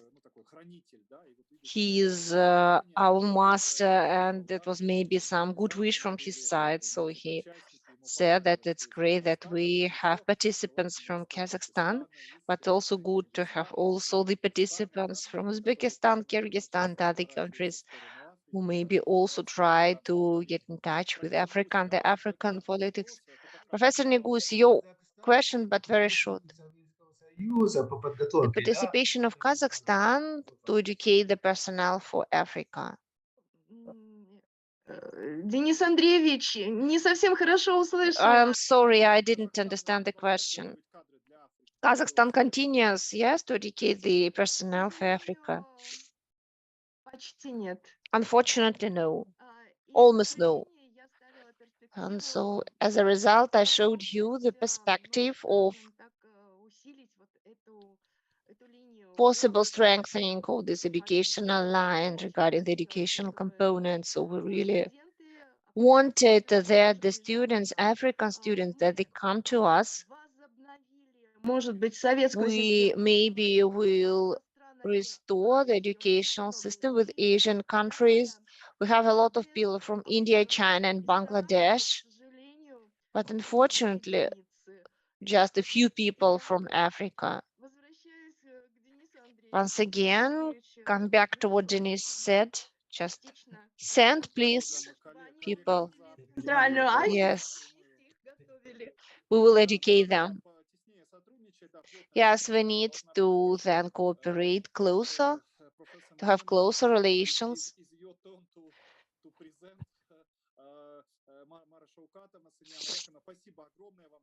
So thank you for your report.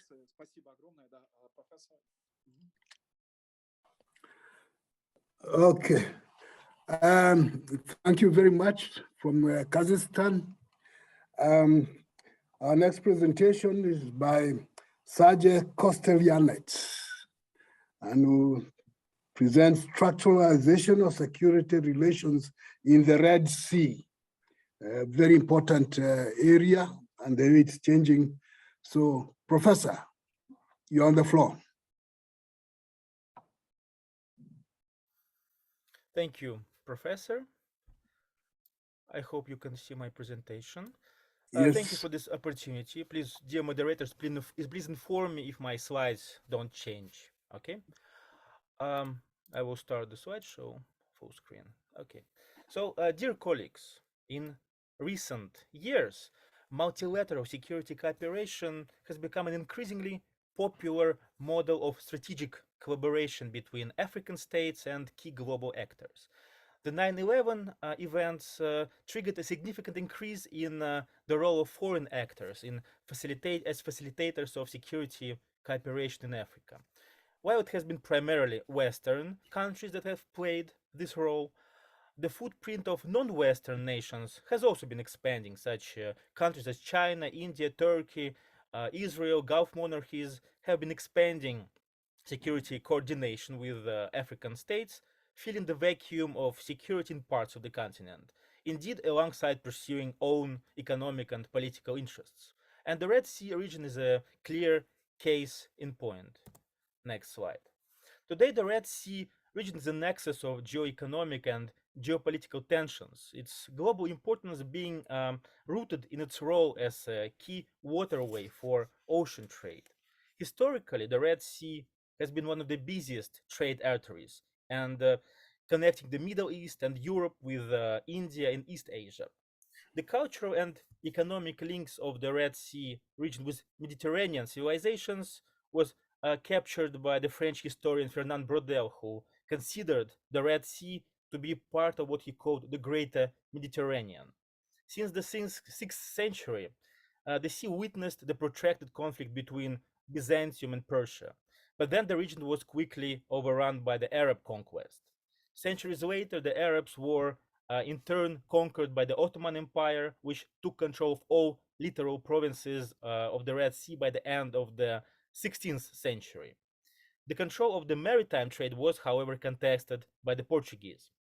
In 1862, the French bought the territory of what is now Obok in Djibouti, starting the era of European colonization of the region.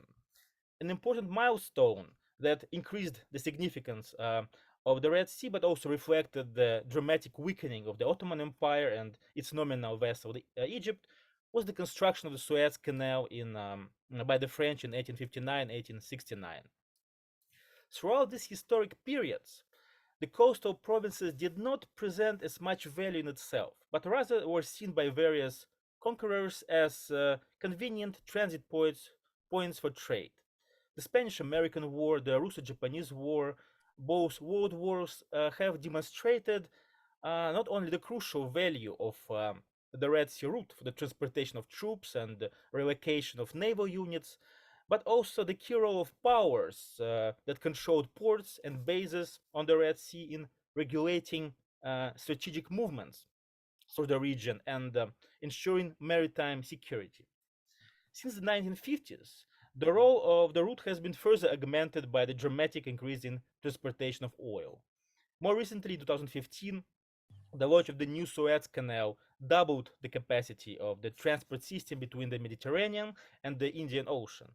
The commencement of this construction endeavor coincided with the launch of Chinese initiative Maritime Silk Road project. While the role of the Red Sea as one of the key global shipping routes has been increasing, another process that has been taking place in parallel is growth, economic, demographic, and military of countries in the region. The wider region that consists of littoral states and their immediate neighbors, in which we may include GCC countries, Egypt, and IGAD countries, that is most of East Africa, has become a major market on the global scale. The growing attractiveness of the region to international actors has been accompanied with process of destabilization in a number of littoral states. Besides the numerous points of tension, which are listed on this slide, political instability in the Red Sea region has also manifested itself in the power vacuum that gets filled by a variety of armed groups, including terrorist and criminal organizations, which threaten the security of littoral states and maritime transit. There remain numerous security issues that concern all littoral states. Without exception, most important of these are also listed. At the global scale, the escalating tensions between the US on the one and its allies on the one hand, and China and Russia on the other hand, are poised to become another major factor that influences security in the Red Sea. The Western alliance is clearly set to maintain its monopoly as a controller of a significant part of global processes, including international trade, which with ensuing risks for its geopolitical opponents. It's improbable that Red Sea countries could manage the threats as well as risks emanating from the expanding foreign military presence in the region individually without a transcontinental multilateral mechanism. Indeed, there are plenty of overlapping organizations, you may see this on the slide, that may claim the Red Sea as their zone of responsibility, but none of them has become a true security provider for the region or a security mechanism for the region. Local powers have apparently long come to this conclusion that they need such an organization. Yemeni President Al-Hamdi back in 1977 could be credited with the original idea. He worked on organizing a Red Sea Security Pact with Ethiopia that would facilitate the resolution of disputes between littoral countries. At that time, Saudi Arabia refused to take part, viewing the mechanism as potentially pro-communist. Since the 1980s, the idea of a Red Sea security mechanism was mostly lobbied by Egyptians. For instance, in 1985, Egyptian Foreign Minister Boutros Ghali spoke strongly in favor of summoning a regular conference of Red Sea littoral states. However, until the late 2010s, there has been barely any progress in this regard. Security in the region was mostly provided by various ad hoc coalitions. The factor that changed the dynamic in the region was gradual pullback of the US from the region and reorientation toward the confrontation with China, which became a trend about a decade ago. What could be well explained by the balance of power theory, as American security guarantees for Middle Eastern states became increasingly less reliable, countries of the region not only started to develop stronger ties with China, India, Russia, and other extra-regional powers, but also sought to offset their weakness through forging regional security mechanisms. Accordingly, in 2018, Saudi Arabia published a draft charter of the Council of Arab and African States bordering the Red Sea and Gulf of Aden, a regional platform designed to bring littoral countries together on such issues as security, economic cooperation, and environment protection. The charter was signed in early 2020 by 8 countries, all littorals of the Red Sea or the Gulf of Aden, well, with the exception of Israel. In September 2022, these countries attended the first summit of the Council in Jeddah. The organization came to be known colloquially as the Red Sea Council. This has been the first fruitful attempt to bring together countries with access to the waters of the Red Sea and the Gulf of Aden on a more or less equal basis, less transactional than the traditional relations between Gulf monarchies, especially Saudi Arabia, and its less affluent neighbors. But it did not pass without controversy. First, the Saudis rejected Egypt's idea that the organization, or its dimensions, so it should be hosted in several states, but rather insisted on a single headquarters in Riyadh. Second, Saudi Arabia resisted the consensus-based decision-making model, not willing to give any member power of veto. Third, the Charter has not put forward a mechanism for involving non-literal states with a major stake in the Red Sea, so there was no pre-planned observer status so far. Critically, while trade and environmental agenda were included in the charter of the conference of the organization, security was clearly prioritized. To further highlight the security dimension of this new organization, we must mention that in 2019, 7 of the 8 signatory states, well, with the sole exception of Eritrea, took part in unprecedented naval drills organized by Saudi Arabia in the Red Sea. Indeed, whether the Red Sea Council becomes a functional organization remains the main question. According to one study, out of all international organizations, 10% are essentially dead and nearly 38% are zombies. I shall evaluate the Council within the framework of the international relations concept of triangular area of tension. Its theoretical carcass is visualized on the slide. It denotes the divergence between the ambitions of an organization, of international organizations, that's on the top corner, its capacity, and the interests of its member states. Despite all the controversies, the Council has been endorsed by international actors, such as the UN, the EU, the UAE also, others, and the organization's multidimensional character was reflected in its mandate, which set out objectives in the sphere of security, economics, and environmental protection. While many non-Western international organizations, including the EU, are dependent on the West for funding, which limits their freedom of action, the Council relies on Riyadh to foot the bill, so it's financially independent from outside influences. As for the capacity gap, Saudi and Egyptian armies and navies may be sizable enough to ensure the implementation of the charter, but the conflicts in Yemen and Sinai, they have shown even these relatively advanced militaries lack operational experience and intelligence capabilities.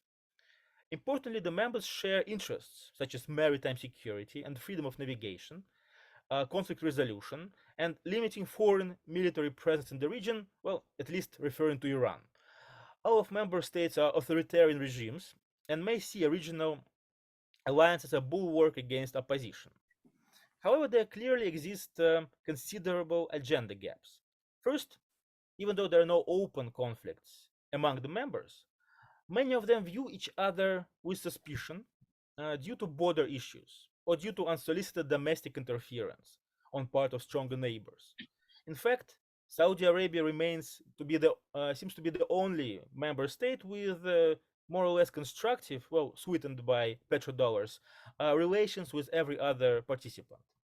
Second, other major stakeholders in the Red Sea region, including the former littoral Ethiopia, they have not received a deserved seat at the table, at least in observer status, and they shall undoubtedly attempt to channel their narrow interests through individual member states or impede regional cooperation altogether. In addition, most littoral states view Saudi Arabia's apparent desire to turn the organization into an instrument for countering Iran with suspicion and reluctancy. As for them, Tehran represents only a marginal threat. Israel and Iran continue to exchange blows at sea, but risks for other countries are mostly environmental.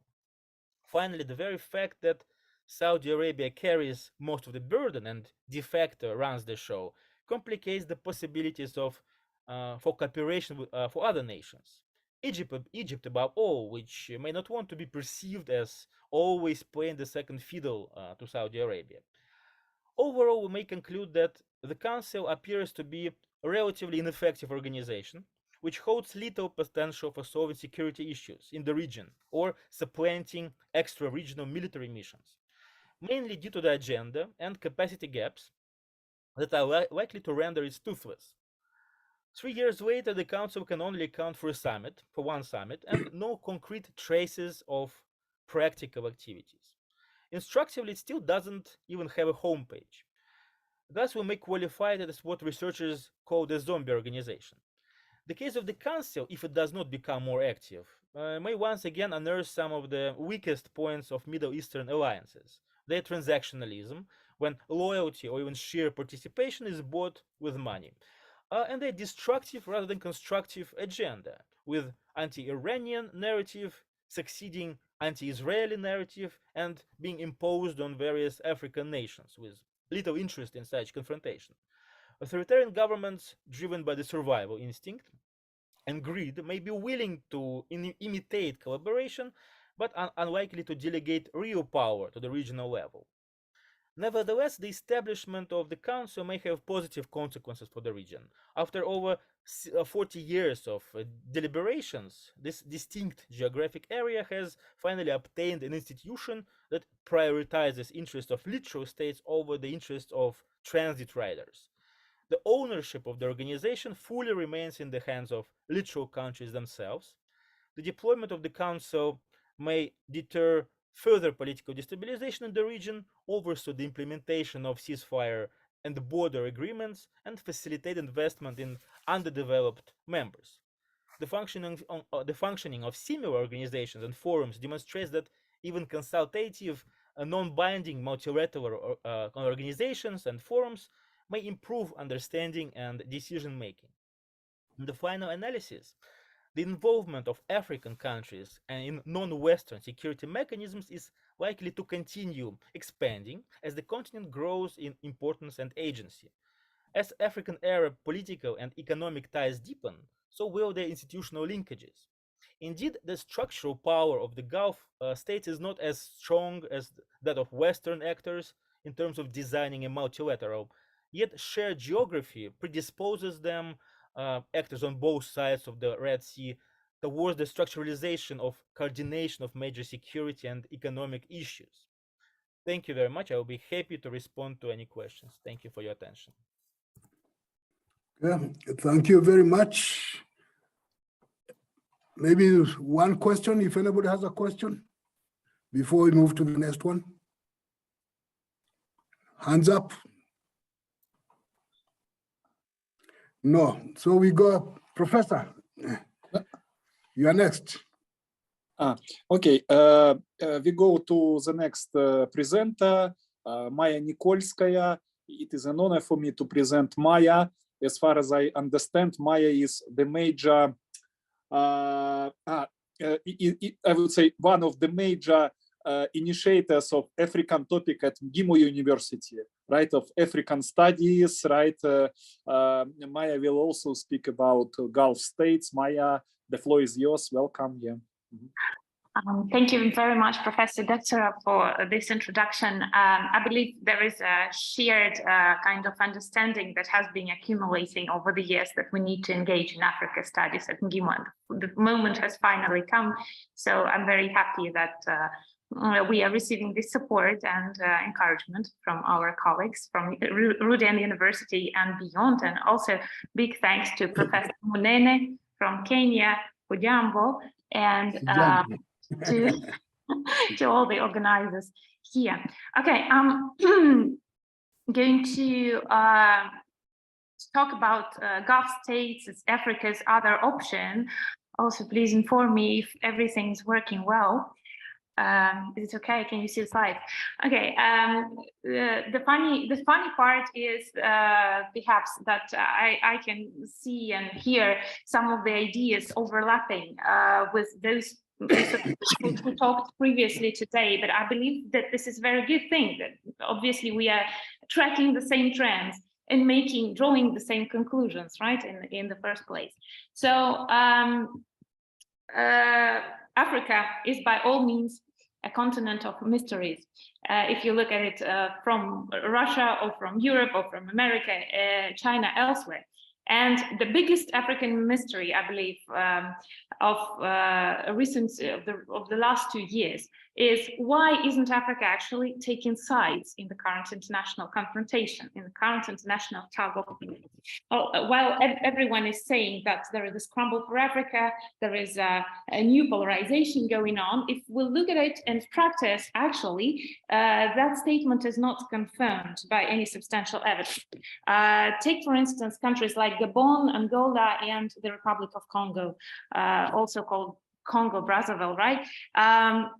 We will see that last fall, for instance, the Gabon and Angola upheld a resolution on condemning Russia's involvement in Ukraine, but at the same time, during the most recent vote, those countries abstained all of a sudden, and the time limit, the time frame, the time that passed between the first vote and the second vote was not really sufficient to make conclusions about some major policy shift. And this is just one of the examples that we may see in the United Nations General Assembly. And then obviously there are a lot of abstentions coming on the part of the African countries, starting with the resolution of March 2022, when 8 out of 54 African countries were absent and 17 out of 54 were abstentions. So actually, you will see a lot of explanations for this in various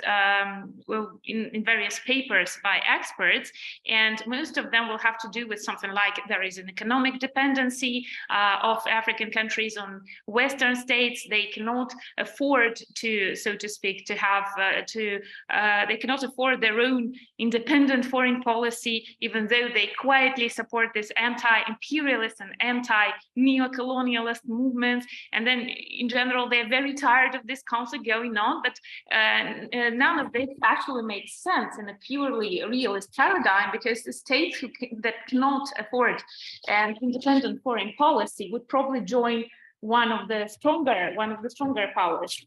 So my hypothesis is that actually we should reconceptualize this within the paradigm of structural power, where we have a framework which is an international context in this case. And the international context is precisely this heightened geopolitical confrontation, and the world actually breaking up into two camps, one being obviously the collective, or what was the expression from Professor Munene, the conceptual West, and the other being Russia and its allies. So I'm not very good at drawing, but here is option A, standing for the Western camp, and option B, standing for Russia and its allies.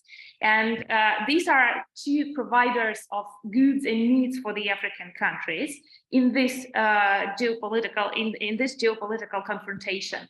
And there are some basic needs, but the additional ones that may be identified in this particular international context are the balancing act, that is a need to avoid getting embroiled in a European, so to speak, conflict, a conflict which Africa has nothing to do with in the first place. Then maintaining ground control, which is a very comprehensive understanding of security that Professor Degterev talked about earlier today as well. And that also includes maintaining the social contract, or perhaps renewing the social contract between the populations of African states on the one hand and their governments on the other hand, and to prevent disintegration of fragile ones. And then obviously not to have their development needs overlooked, and not to fall into the trap of economic exclusion with those two big camps scrambling for power. And the reason why this is happening, right? Why, going back to the original hypothesis, is because African countries have other options. In fact, in the post-Soviet concept, they're called outside options, but I believe that Gulf countries are not as far removed from the African continent as perhaps Kazakhstan is. So I believe that the word other options would probably be more pertinent here.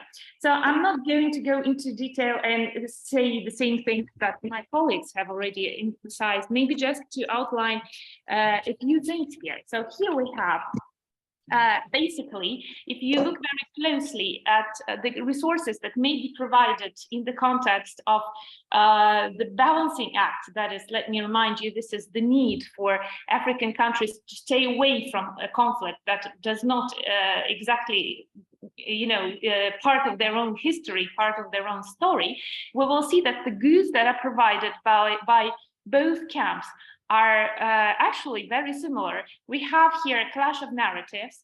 There is a narrative of right and wrong, a very strong narrative of democracy and democratic institution coming from the Western camp, which is countered by the Russian narrative of fighting imperialism and neo-colonialism. And both camps are appealing to have an emotional appeal, where with Russia talking about traditional values and how African countries are actually share the same ideas, the same emotional kind of effective principles as the African countries do. But actually, if you come to think of it, none of these narratives, actually none of these resources serve well what Africa needs here. And Africa wants to abstain from the diplomatic pressure. And this is further confirmed by a youth survey from the Ishakovitz Foundation of 2022, where most young people have said that foreign powers are actually seen as the most significant drivers of negative change in their respective countries, which is particularly true in Uganda, Ethiopia, and South Africa. Although we can see some positive assessments as well here, but a lot of the young people in Africa are concerned about what these foreign powers, especially former colonial powers, are doing. So what are Gulf countries suggesting instead? Why is it a good option? First, they themselves avoid getting politically embroiled in the conflict. So they have maintained a strictly balanced position. Balance doesn't mean neutral in the first place. It means that, well, for instance, we know that even though none of the Gulf countries have supported economic sanctions against Russia, 2 days ago there was a surprise visit of a Saudi prince to Kiev, where he pledged some humanitarian assistance to Ukraine. And then we know that Qatar paused investments to Russia, even though we know that this is basically a country that tends to side more with the Western states. Still, they have done their best to maintain a balanced position, and this is something that African countries actually sympathize with a lot, because they also have a skeptical and a transactional view of global order, where the rules are established by other parties, and the African states as well as Gulf countries have to abide by them. So this brings those countries ideologically closer together. Now, as far as security concerns, if we are to talk about security concerns, I believe that most of those things, again, have already been mentioned. It's just one big thing that I would like to highlight here. Yeah, thank you. I will manage, I'm pretty sure. So one big thing that I would like to highlight here is, in general, that both camps tend to have an overreach of their resources in Africa when it comes to zones that are conflict-ridden and crisis-ridden.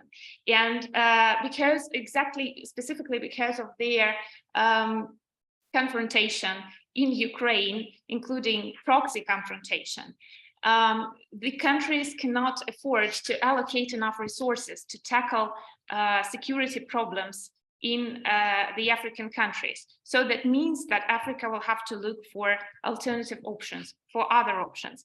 And some of these ideas have already been highlighted by my colleague from the Institute of African Studies, but just a couple of more ideas. That when it comes to, for instance, to tackling piracy, this is something that the Gulf countries have been involved in through development funds in the Indian Ocean, so that the smaller states feel safer, places like countries like Mauritius and the Seychelles. And then if we are to talk about the things that Gulf countries could be doing in Africa, I'm not exactly sure that multilateral institutions, which is what Dr. Costellan said, the Gulf countries are not very good at. I'm not sure that this is actually their piece of cake. They're better at something else. They're better at back-channel diplomacy, at informal contacts, and generally not advertising what they are doing too much.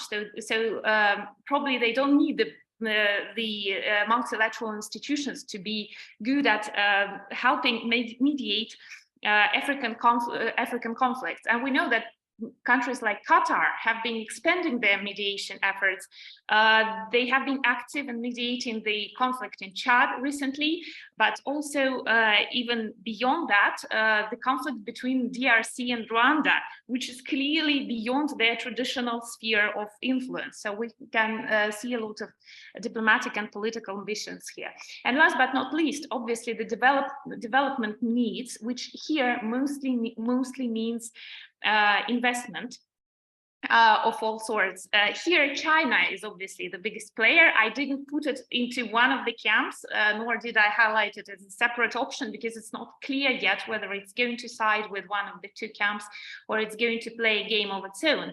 But in any case, China has been retreating big time from Africa in terms of investment. It has announced a cut by a third in its foreign direct investment in 2022. Also, the neo-colonialist leanings of China that we have been talking about for quite a while now have been also on the decline, because China is reducing its loan involvement. It's actually handing out less loans to African countries. And then the other two camps actually can't hold a candle to China, because both the United States and Russia, for instance, have very limited investment capabilities. They have less than 1% of their foreign direct investment into African countries. So here, obviously, this is probably the #1 gap that can be filled by the Gulf Cooperation Council and Gulf countries in general, that may actually satisfy the needs of the African countries. Perhaps here, most important, some of the most important takeaways here is that the Gulf countries are very actively, have been ever since the beginning of the conflict. They have been even more actively investing in things like infrastructure and even renewable energy. They are going beyond. They're going beyond the oil. They are looking for opportunities to invest into blue economy, into green hydrocarbons. And in 2022, they have started a campaign, a drive to signify that they are interested in more long-term projects, such as the deal that they signed, the economic partnership agreement that they signed in Kenya, with Kenya, indicates a major trend that they're shifting away from oil towards trade in general, to more long-term economic engagement. And this is just the first deal in a series of deals with African countries that are going to be signed by the United Arab Emirates. And maybe just last thing I would like to say here is exactly, there are some strong points in the strategy of the Gulf countries. And one of the perhaps less obvious strong points lies in its quiet appeal. There is this expression that is most of the time used and applied to the policy of Israel in Africa, and it's called the mistress syndrome, which implies that Israel does not make itself very visible in African countries, and it has an inferiority complex about that. But with Gulf states, it is working the other way around. It has a good mistress syndrome, which means that back channel diplomacy and informal contacts are actually playing into its hand. And I strongly believe that Gulf countries are offering a more realistic development model for African countries, because, well, if you come to look at the Western camp, what does it have to offer? Same old colonialism and imperialism. With Russia, things are not that obvious, because its economy is in a very difficult, in a dire situation right now. And but Gulf countries, especially the Emirates, look very attractive, because, well, if I look at the Emirates, right, they were established in 1971 as a country, and that is a country that was born out of nowhere in the first place. And now you have big shopping malls, you have a lot of entertainment, you have basically a very rich population that thrives on natural resources. So this is something that a lot of African countries might be aspiring to. Places like Tanzania, for example, that is looking forward to developing its own gas reserves in Africa. And I guess that will be it. This is a win-win situation that is emerging for both the African continent and the Gulf. So going back to the original question, who is winning when you have the other option? Both are winning, but as long as the Gulf countries are maintaining the position that they have now, that is the one of back channel mediator, sneaky in a good way, maybe. That's it. Thank you.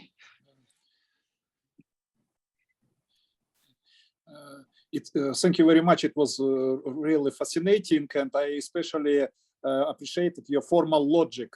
Option one, option A, option B, as if you know that me and Professor Munene will speak a lot. What countries include option A and option B, right? And you started from. Yeah, we have a question from Professor Belov. Yes, please. Yes, thanks. Спасибо, действительно очень конструктивно.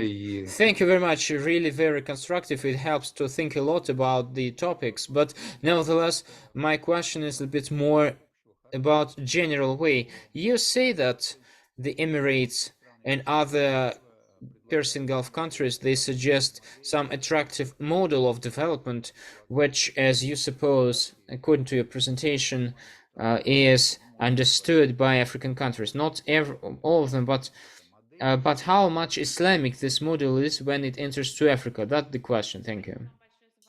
Thank you very much for the question and for attention.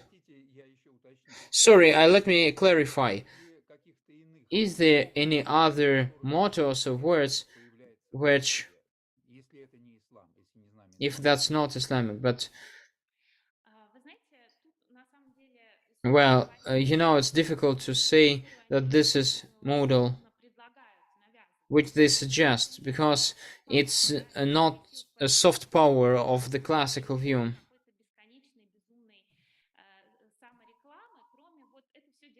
And this is all done by a soft way, as I noticed also in Western Africa, as I used to live. I have a very good comparison in Eastern Africa. I made a comparison to the Persian Gulf countries and to understand why they are so attractive. And Islam, yes, but the Islam is not so present. It's more in traditional values, Islam, because if you take a look on the questions and polls of the year 2021-22 of barometer, and you see in different identities, very interesting to see that most of the African countries, they remark that they are glad to accept everyone. They are not so scared on the religious or ethnical contradictions, but they are more in the LGBT agenda, which makes them concerned. And the Gulf countries are quite attractive in this part, and this is combination of traditional values with the high technologies, high-end technologies, and it also makes sense to talk about the transfer of technologies. And how to name it, the lifestyle of and the consumption for everyone from the average up to high-end level, because if you arrive to Eastern Africa, you would see that the whole life is around the big trading centers, and in these big trading centers there is everything. And it may seem strange, as a Big Mac is a symbol of American civilization, the Dubai Mall, this is the symbol of Persian soft power in Africa. And to say that are actively promoting all these Islamic topics, no, especially in Sahara, in Sahel region, for some reasons, because Saudi Arabia was not famous for good, it has not a good reputation, and they try to make a distance from all the radical movements and parties, which were not pushing it forward. And can we say, Maya, that now this is the topic in which we are thinking about in Russia, that modernity, that they suggest Arabian modernity, that the West does not have exclusiveness. There is Arabian modernity. Yes, absolutely, absolutely. And if we look, for example, on the set of each of the countries, almost each of the countries from the states of Persian Gulf, they have their own visions. The strategy of development up to year 2030, 2040, and also the description how they see the development of the involvement of the young generation. This is corresponding to the tendencies which we see on the African continent, because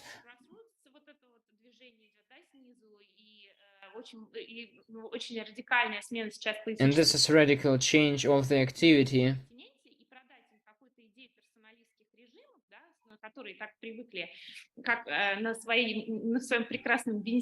And as Persian Gulf countries got used to live on the prosperity, but we need the reframing, and this reframing they are quite successfully working with. They're just saying a lot that this personal sheikh arrived and granted, I don't know, one more bridge. We have one more question.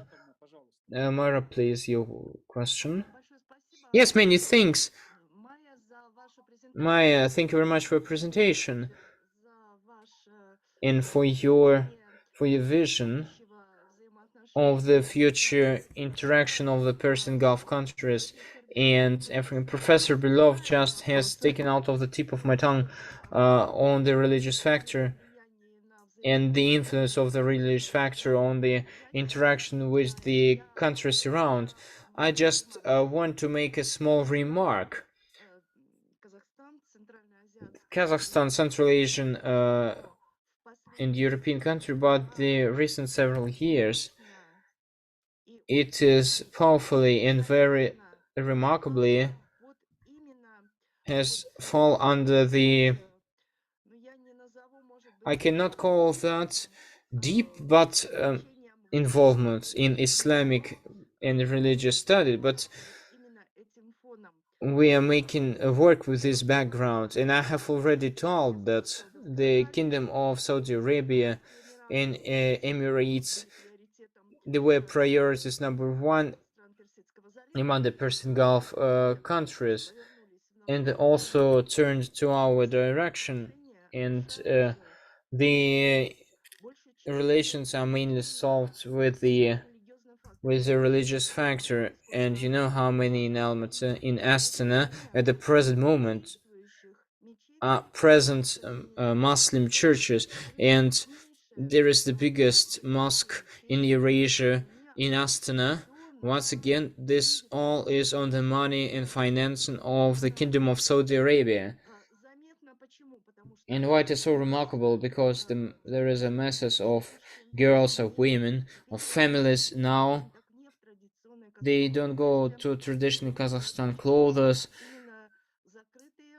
They are with closed against the civil world, and talking about saying that the Emirates are the point of attraction of trade. Trade has the trade malls. Yes, they have their own limits, and once again in Kazakhstan they were also opened, and now in the stage of economic development, many of them are almost empty. As soon as the social situation is changing in the society, it's not the time for shopping malls, but for the time for the mosques. And I think that we don't need to avoid this factor, this religious factor, because we have the pilgrimage, and whatever we have on the background of the civil society. And we are in a transition period as many other countries. That's why me personally, in my observations, I live in this region. Thank you very much. Thank you very much, Marshal Cartman, for this rap modernity backyard, and you has highlighted this modernity. Dear colleagues, thank you very much for the questions, for reports, for this discussion. And dear colleagues, we have two more speakers, Russian speakers, and I would like to ask the agreement, though, that one of our guests to put forward Franklin Yamsi and Ian Nikes. John Lee, this Ivan Loshkarev, I understood, but it's a pleasure for me to present our next speaker, who is one of the strongest ideologists, right? One of the strongest Pan-Africanists, Professor Franklin Yamsi. Franklin Yamsi, the floor is yours. Welcome. Yeah.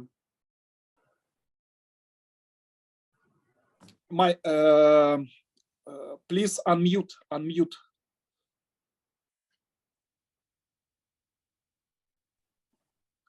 Yeah. Okay, thank you, Denis. I greet everybody there.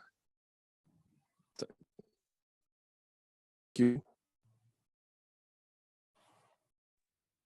Yes, we can hear you. Please, yeah, continue. Yeah.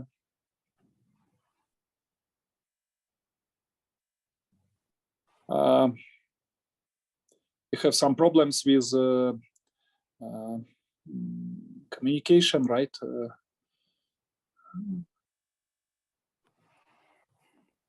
Franklin, are you okay? Franklin, could you hear us? Or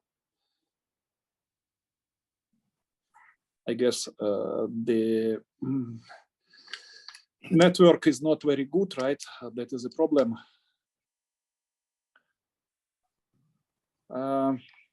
Okay, then okay, let's perfect. Now is okay, right? Now is okay. Yeah, yes, please. Yeah. The floor is yours, Okay. Franklin. Yeah. Okay, thank you. My dear colleagues, it's a pleasure for me to give a short contribution to this colloquium by talking about African contributions to the multipolar world of this 21st century. In fact, by multipolarity, I understand a non-allergic relation to the sovereignty of other states or people. This concept is very important for us because it could be the root concept of international peace today if everybody understands it correctly.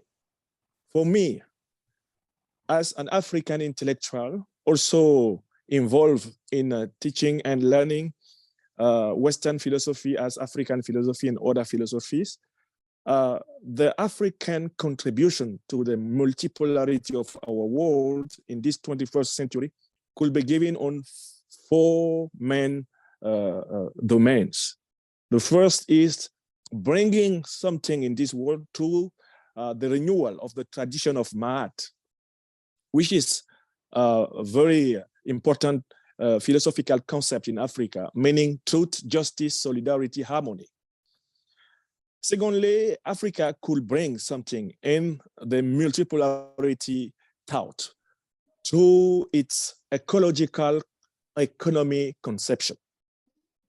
Thirdly, Africa could bring something very original in this building of multipolarity through a new conception of international relations based on something else than only mercantilism. And on the fourth argument, I think that Africa could be bringing something by creating, how can I say, a new tradition of international institutions respecting sovereignty, freedom of cooperation, defense of legitimate interest by each state, each people of this world. So let me develop very precisely those four domains. For the first, for many millennials now, Africa has been united in a conception of the universe and of the human being, which is called Ma'at. The concept of Ma'at, which is developed by philosophers like Tahotep, Kagemni, in the very far, far past Africa, in Negro-Egyptian Africa. And that concept is also developed by people like Cheikh Anta Diop, today Kaolena Marenga, or Teofilo Benga, or Jan Assmann. In their books, many will learn about that African conception of the universe, which is Ma'at. Ma'at is a metaphysical concept, a political concept. It is an ecological concept. It is also an economical concept, which means that the best way for the human being to be in this world is to use the best level of knowledge so that he will be able to organize his relations with the nature, his relation with all the other human beings, his relation with the whole universe under the rule of justice, which is a rule of, how can I say, harmony between all the reigns, harmony with the visible and between the visible and the invisible reign, harmony between vegetal reign, animal reign, human reign, and inside all those reigns. This is the most important philosophical conception and spiritual conception of Africa, developed by our root philosophers for many millennials now. In that concept, there is no separation between the matter and the mind, the matter and the spirit. And the spirit is absolutely the root of everything, which involves or brings the second main idea of the African multipolarity is an ecological economy. In Africa, the aim of economy is not the growth. In our traditional philosophy, the aim of economy is to give all the rain what they need to be in harmony, to be in, how can I say, a relationship where the whole human society, the whole animal society, vegetal society, cosmic society, invisible society will be in a sort of true equilibrium. So animism in Africa is not superstition. It's not the belief in some beings that are hidden out of the world that helps us to live here. It is the recognition that we need to have the best relation with the other, being that other an animal, a vegetal, or being that other another planet. We need a good relationship with all the manifestations of the other to be able to have a better human life. So that ecological thought is very important for our economical conception. The economy is an organization of work, an organization of society, so that harmony will reign. And now let me go on the third aspect of that vision. International relations in the traditional philosophical African conception of math have to be built not on mercantilism, not on quantity, but on a convergence of principles and values shared by people. Those principles and values are necessarily ethical and not firstly economical or material or just quantitative.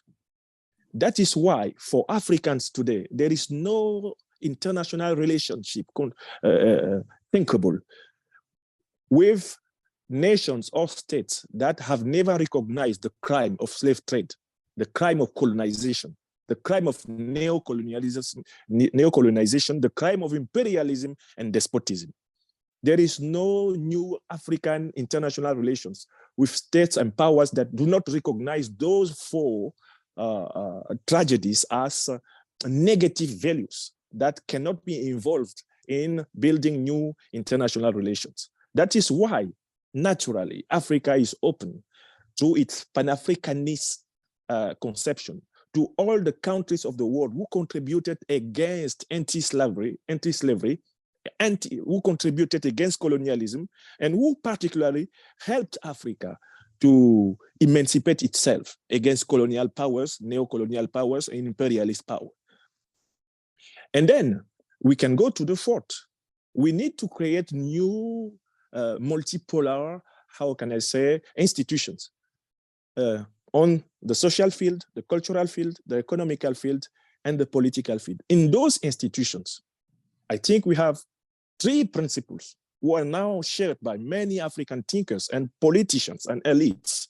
The principle of sovereignty of the people or of the states, the principle of freedom of cooperation, the freedom to choose the kind of relation we need to build ourselves and to grow together, and the principle of the legitimate defense of our own interest in negotiation, in a deal of mutual understanding with the other states of the world. Those principles are very important, and they explain why now in the international formal relations of the United Nations system, many African countries are now breaking the glass of hypocrisy, cynicism that has been ruling those international relations for many centuries now against Africa, because many of those people or those states of those powers who pretend to say to Africa with which kind of country Africa should cooperate.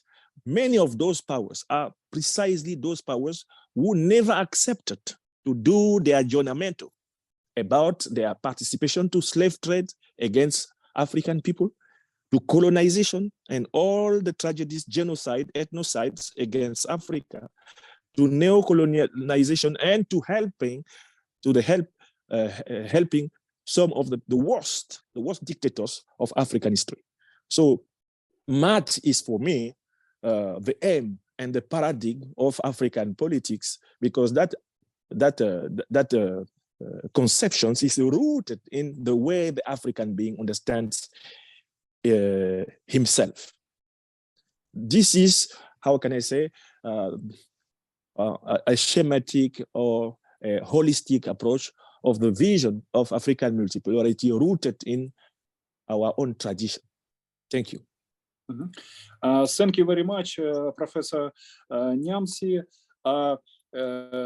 Professor Munene, it's probably, if you have some comments, right, because like African visions, math, etc., right, well, probably you have some opinion, right, like a moderator. Yes. Thank you. I think it's an interesting presentation, essentially saying that Africa should claim a space in the construction of international relations and determination as to whether they are multiple or non-multiple, whatever it is, the African voice in this thing that has been neglected. How far that voice can go back is a discussion, going back all the way to the math thinking. And whether you talk about the views of people like Tahotep, whether you talk about Zara Jacob, they talk about the voices have been there but suppressed. And what the professor is saying is they should be, those voices should be heard. The challenge that comes up is how to make those voices heard. And the gatekeepers in the international relations and other areas of studies, because they are gatekeepers, will not be very happy, will not listen very carefully. But that's given to be a factor.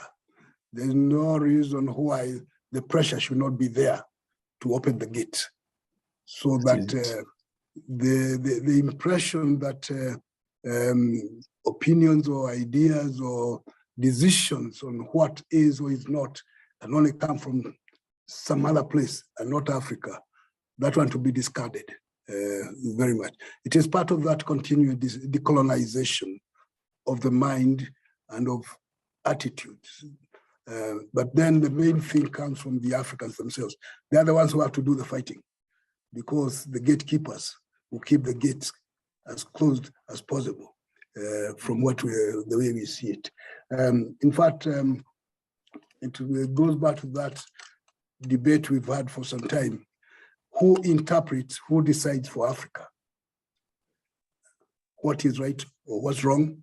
What is Africa's interest? And who decides what those interests are?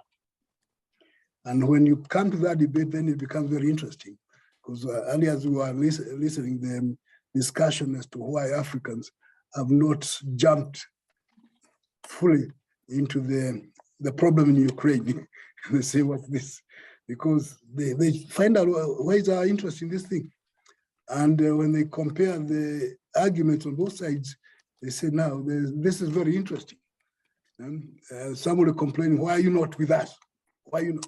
So wait a minute, why do I have to be with you in the first place? When you cooked up the problem, I was not there.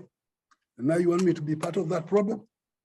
So the assertion of the African continent or people is a problem for the Africans. And you have to realize that the gates are not going to be open just because we complain. That forces keep on saying, nope, this is it.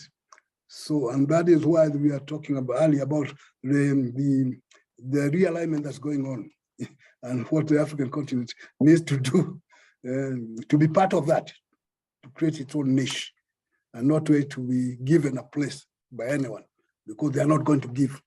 So the presentation is very good.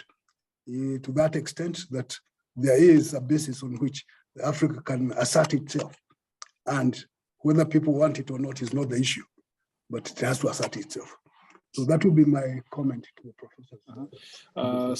Thank you very much. In fact, we will have a separate round table, right, on Afrocentricity in international relations, right, which will be tomorrow in the afternoon, right? I invite all of you because we will discuss more in details of these questions. And Professor Nyamsi, probably you have final comments, right, on what Professor Munene just said. And also there is a question to you, which goes from Konstantin Tatarenko. You could see it in chat. Is there any program for integration in Black African culture of Jarava and Sentinel tribes who are living at Andaman? And Konstantin also added that there are Black people living in isolation inside in Indo-Europeans. Please, it's a little bit like a sudden question for me, right? But probably okay. Yeah. Thank you. Absolutely. What Professor Munene has just said is very clear, and I share the same point of view. We'll never ask for the gatekeepers to open the doors for us. They will never open. This is not their interest. In fact, we are now creating new institutions in that multipolarity dynamism.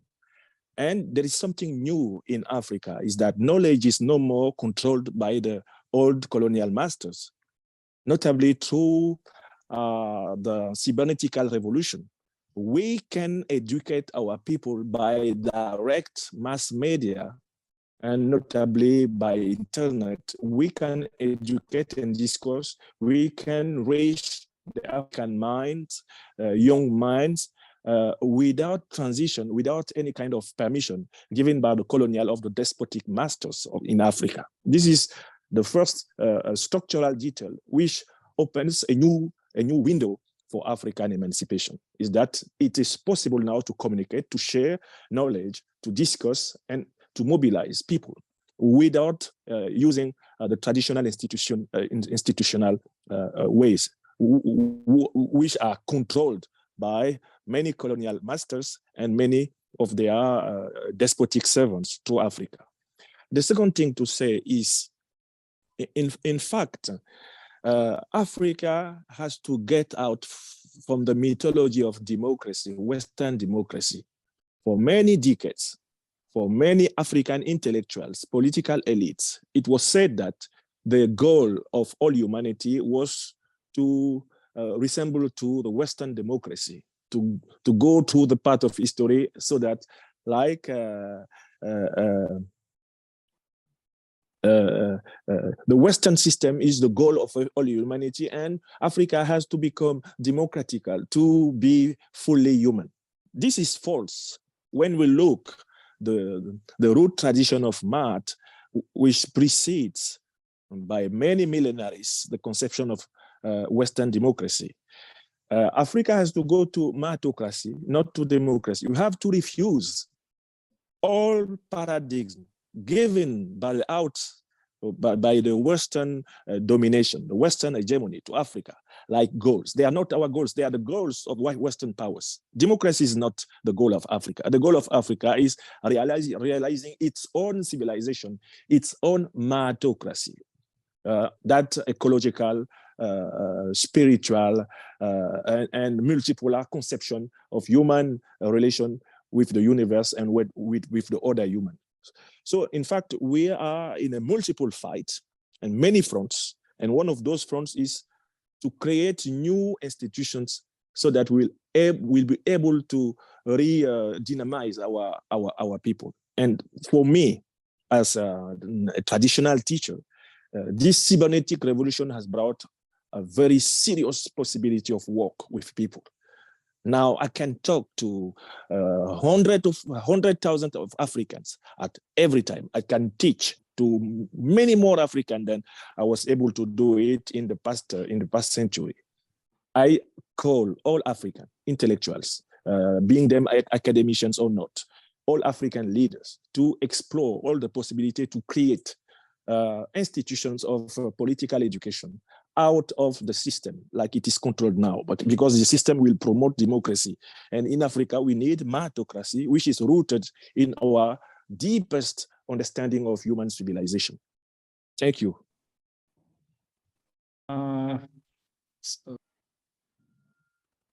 Thank you very much. So not democracy, but meritocracy.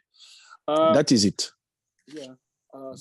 Thank you, Professor Nyamsi, for your intervention and for your comments, valuable comments. Thank you very much.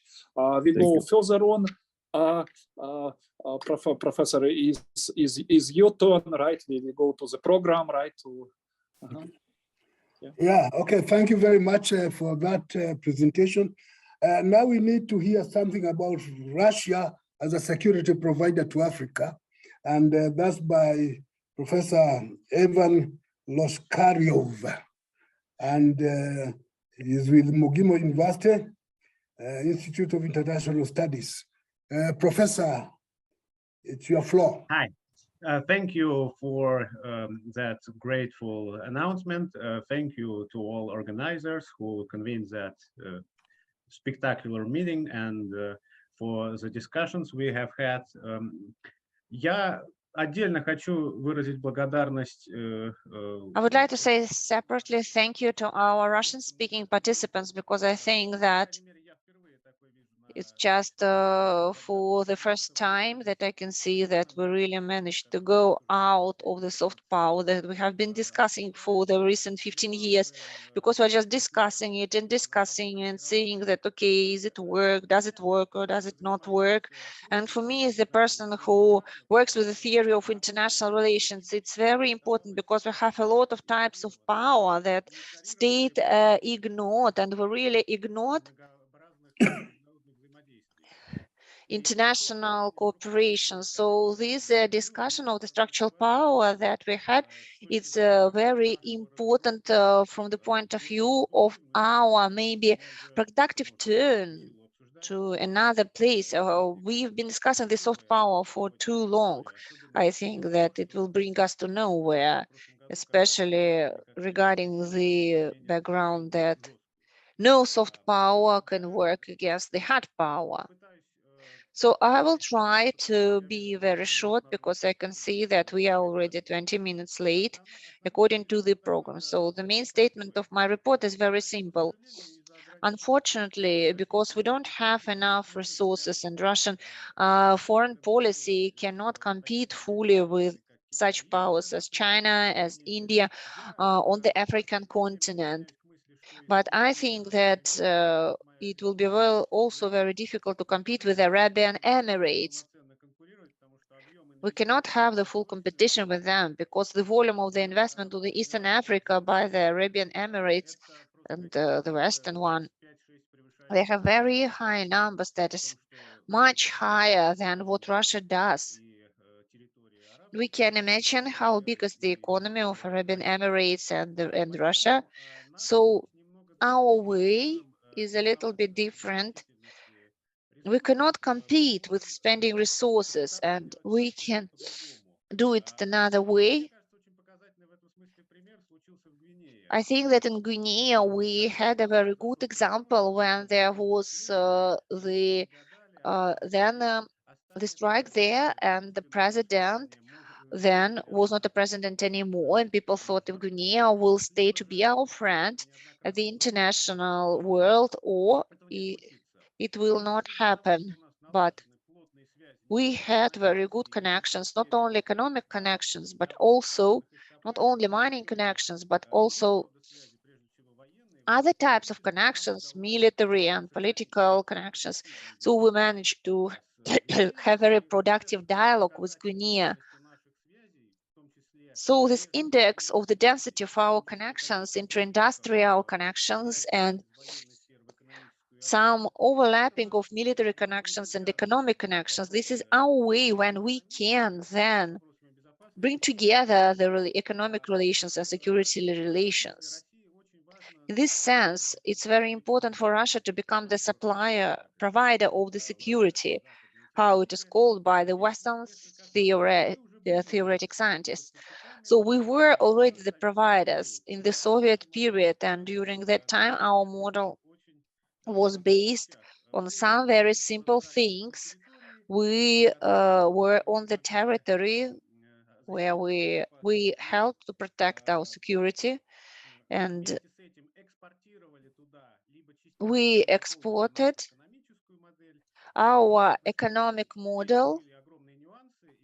There were a lot of details here. Also in the Soviet literature, we had the difference for the socially oriented countries and non-capital countries. So we also exported our economic model and political model, ideological model. So we tried to help our alliance with our understanding of the right. We also organized the trainings also in Crimea, and we supported the modernization of the military power like it was done in Angola and Ethiopia. Our military areas also joined it. It was Cuba for Africa, less than Slovakia, and that was the element that we ignored all the time. There were reasonable reasons for it. It was the military diplomacy together with the military actions.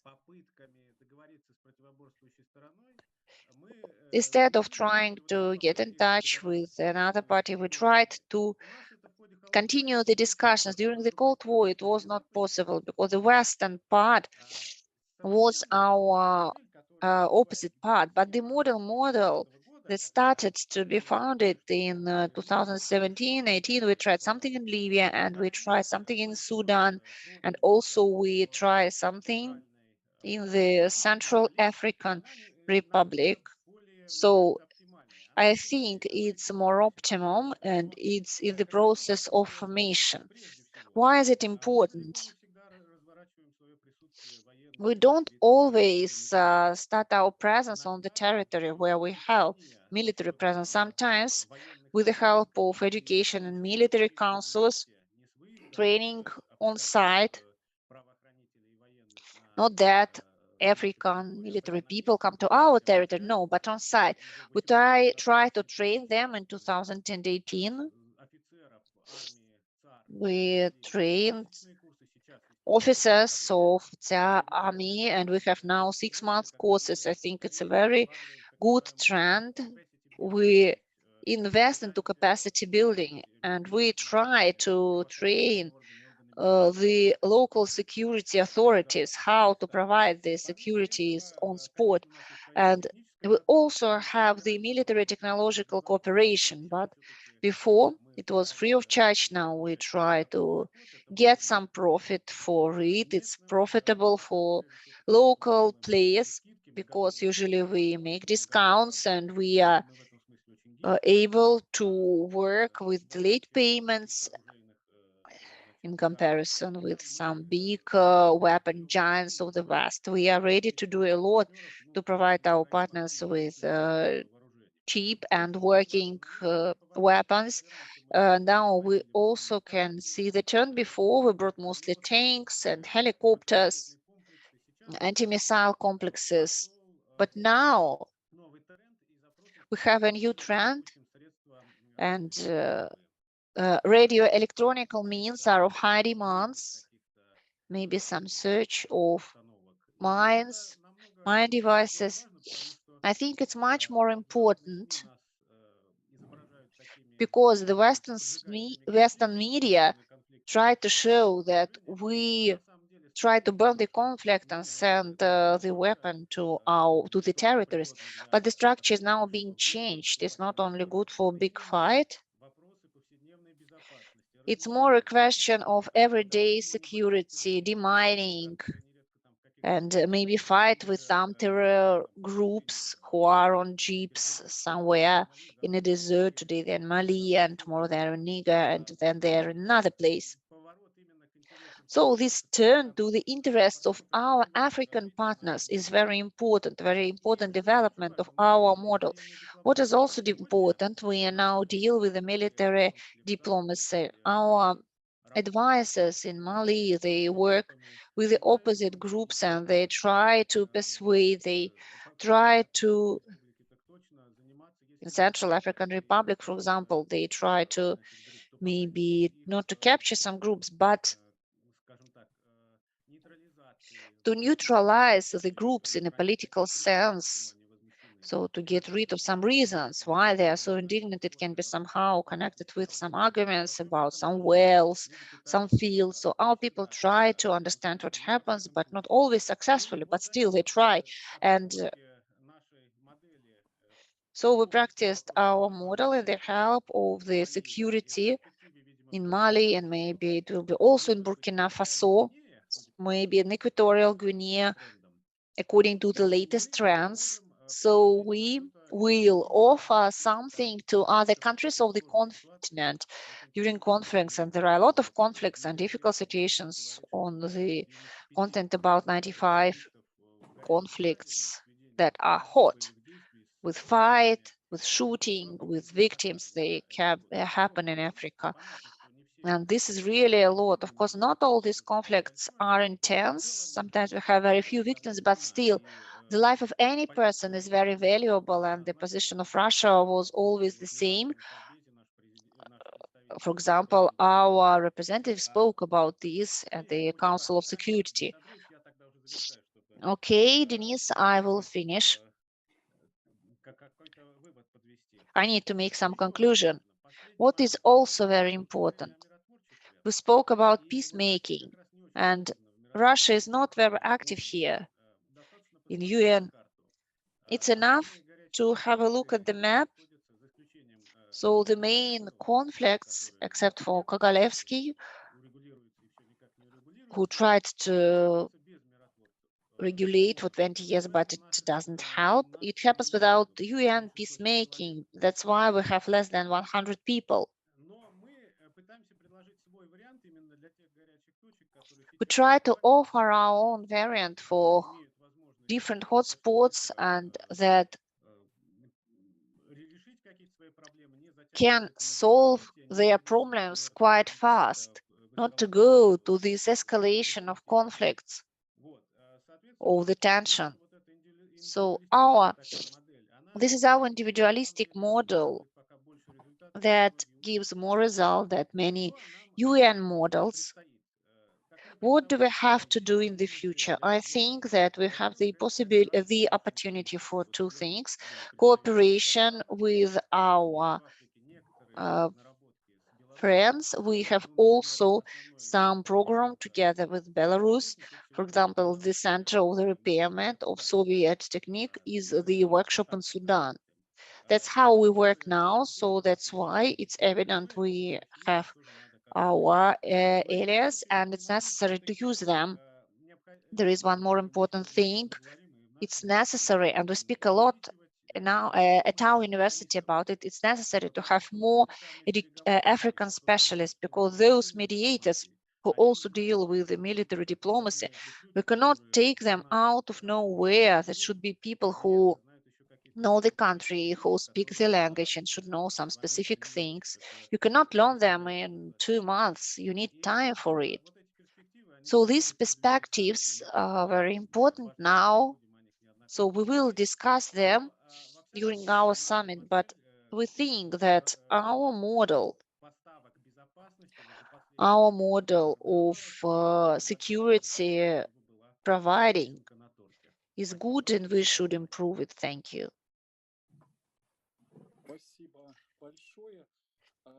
Thank you, colleagues. Do you have questions, comments?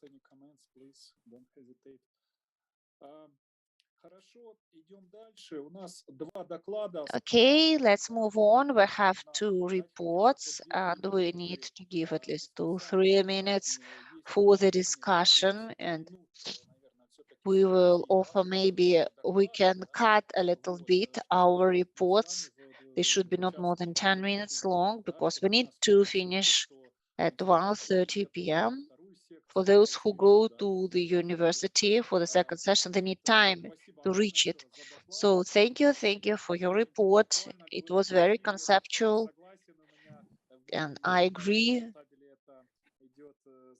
It was in Mao record is like the structure of the hard power, then the soft power. So the soft power is the last power. Thank you. And now I would like to invite our next speaker, Aduyao Nikes. Thank you very much. Could you hear me, right?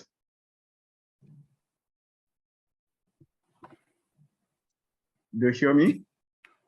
Yes, we can. That's listen. Okay, thank you very much.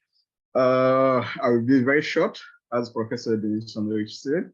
So, even I will not go to show my presentation. I will just show you some information about my topic.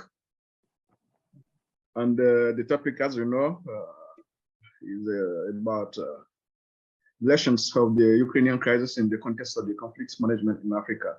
So, what are we? What Africa can do in terms of management of a conflict in Africa. So, let me show you some information that I collected before.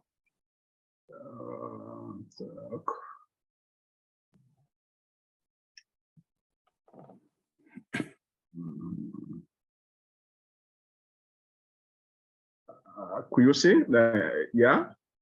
No. Not yet. Okay, just let me come back.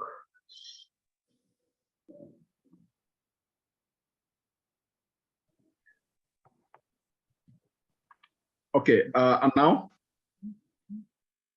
Yeah, now, yes, it's okay. I just want to show, to talk a little bit about the budget of the African Union in terms of peace management in Africa. Yeah, which is about something about $10,000 million per year. And from Kigali to now, you know that African Union adopted a new program just to collect enough money to manage the conflict in Africa. So according to this program, African Union is expecting about, from 2017 to 2020 or 2022, about $400 million in order to manage program, the security issue in Africa. What I want to say that in Africa, to deal with the problem, the crisis that we have in Africa, we need about at least less than $1 billion in order to deal with the problem, security issue that we have in Africa. So let's see what is going on now. Within the UN, you can see the new budget that has been adopted there. It's about $6 billion.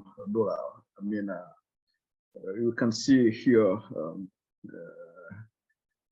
the repartition, MINUSMA, UNAMIS, and so on. How much and how many? But from 2000, as you can see, to 2024, within 2 years. So let's go to another table that we have also. So we could see, for example, how the Ukrainian crisis now are managed by. So you can see here. Okay, here from January 24th, 2002 to 15th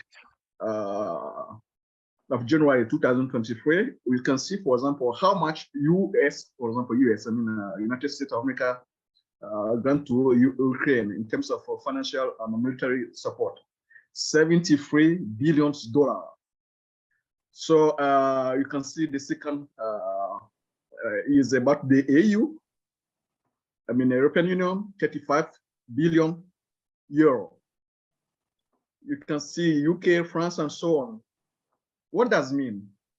So just to say that in Africa, as we can see, if you take to account all this, information, data that we have, statistics that we have, just to say that, if you want to come back to the slide that I prefer, to the statement of the president of the EU Commission last year, that after the creation of the African Standby Forces, now we have in Africa more than 20,000 soldiers that are waiting to be deployed in different territories in Africa just to deal with the security problem that we have. But unfortunately, the promises from the partners, as it's having said, from the AU, from US, from UN, up to now, I mean, granted to the EU. Therefore, up to now, AU have different, difficulties needed to manage the problem that conflict management in Africa. What are which conclusions we can, withdraw from this, information that we have? Within 1 year, more than 73,000, billions of dollars have been granted just to deal with the crisis, those financial support to Ukraine. So from this graphic, I just want to conclude that Africa or African Union must trust itself, and there's no need, and there's no hope even to wait from Europe or from the USA or from the UN, and some financial support in order to deal with the crisis that Africa is facing. If they want to do it, they could do it within 1 year, even less than 1 year, taking into account all this support that have been granted from different countries, as you can see, or from different institutions like AU and so on. So in this, I would like to stop my demonstration, and just to say that the problem of security in Africa should be African concern, but not AU concern, not a US concern, and not also a UN concern. Africa must try to deal with its problem itself. There's no need to wait from these institutions, because they are not interested in the stability in Africa. They are living from this instability. Thank you. Yaonikes, I am sorry. You are very short, right? Because they told me the last speaker is missing, right? But okay, any comments, any questions to Yaonikes? Please, I think you provided us very interesting fact, right? The comparison between the two budgets, right? But it is really very striking. Probably Professor Munene has some comments also, right, or some remarks on Yaonikes. Yes. Thank you. It was a good comparison of commitments, financial and other things, and what is made available to one part and to the other. The message coming out is that when it comes to the final analysis, Africa does not count. The issues that come up, resources go somewhere else, but not Africa, irrespective of how much they may be needed in that. Now, talking about the problem in Ukraine, I think one of the things it has brought out, one of the better things, is that countries need to be on their own to reflect on the question of dependency, how they can be so dependent that when there is a problem in one place, they are adversely affected in another place. I think that's one of the lessons to come out of the operations in Ukraine. Reflect on dependency of all levels. Thank you. Thank you. And I think for Franklin, right, wanted to make a comment also. Please, Professor Nyamsi, yeah. Yes, I've just listened, heard the summary of the situation, the financial situation of institutional, political African system. It is very clear that, in fact, how can we have an African Union being united when we have many states in Africa who are not, who do not own their own currency? The problem is everything is rooted in the fact that we don't have an autonomous financial market for all the countries. Many countries coming from, how can I say, the Anglophone colonization have their own currencies. And the most important part of Francophone speaking countries don't have their currency sovereignty. How can we have multipolar true African institution with many states, quite 15 states, unable to have their own currency system. And so to decide the price of their own commodities or their own industrial products. I think the problem is very linked. If African Union is unable to finance itself, it is because a great number, quite a majority of African countries are leading their economy through debts, dollars and euro, wide money, who are given to Africans so that they will remain giving money back to the IMF, to the World Bank, giving money back to the Western colonial masters, and unable to create the wealth for their people.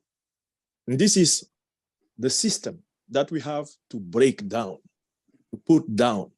And this is my my remark to my colleague. I thank him for these precise statistics of our monetary, financial, economical dependence, even inside the most important political institution of the continent. So we have to stop this by taking back our currency sovereignty. Thank you. Thank you very much, Franklin. Unikes, your analysis is very inspiring, right? Probably you have some comments, post comments, right? Please, yeah. Yeah, maybe I don't know if you have a lot of time, because as I show, yeah, we can see. I'm just referring to the last statement of the AU Commissioner, the President of the AU Commission last year, referring to the crisis in Mali. She gave an interview with the President Macky Sall and the President of Guinea-Bissau, talking about the difficulty that the African Union has in order to manage the situation in Mali. And she said that what I have in my mind up to now, that despite that African Union has its own standby forces that can be used, deployed in Mali in order to deal with this situation in Mali, African Union is not able to afford itself, the military and financial support to this, military groups. So, and as she said, that AU, including the UN and different European countries, including France and UK and so on, US promised financial support that they are waiting more than 2 years. They are waiting for this financial support more than 2 years. So I showed this graphic just to show now that this promise during 2 years, 4 years is, it's not in the interest of these countries that have made such kind of promise. Because as you can see, the results, that the last situations with Ukraine, within 1 year, US was able to provide more than 73 billions, say billion, no millions, $1 billion in order to give you, to support Ukraine. UA is also able to provide more than 38 billion euro to deal with it, when Africa needs only less than 1 billion to deal with the situation in Sahel. So we need to make the conclusion by ourselves in order to understand what is going on, that Europe is not interested in the security in Africa. Thank you very much. And thank you, Yaonikes, for your presentation and for your comments. And we go to final remarks. We have discussants, right? We would ask our discussants to probably to speak just for 3-4 minutes, right? And then probably some other participants would like to add something, right? And we will go to concluding remarks. Our first discussant is Professor Vladimir Ivanovich Belov. Vladimir Ivanovich, the floor is yours. Please, just 3-4 minutes, right? Small comments, observations, please. Yeah.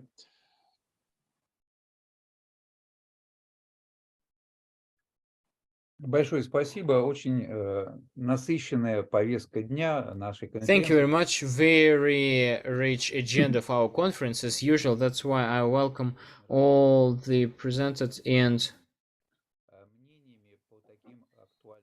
that's why we have opinion on the actual problems, such as what next would happen and how would be included Africa.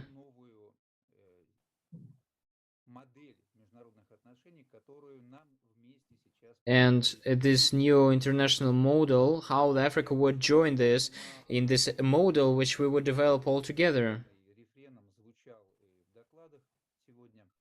And it was constantly mentioned today, the topic was mentioned, that the countries of Africa in the century 21st, they found the new partners, except the countries which were already famous for their colonial past.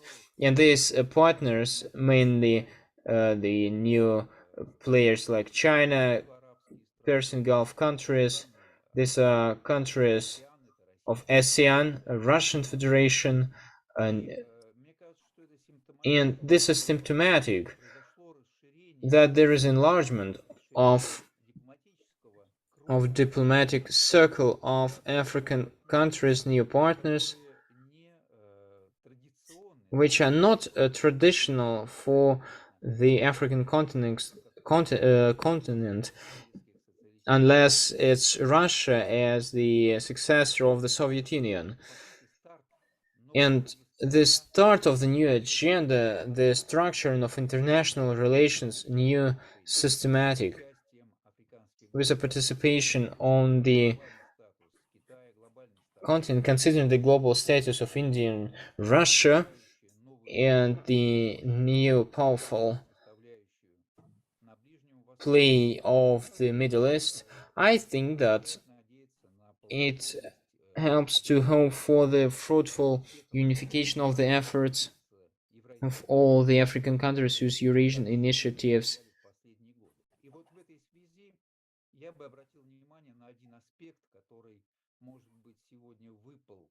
And one of the aspects which was missing today, though many times I was mentioning it and some others were mentioning it,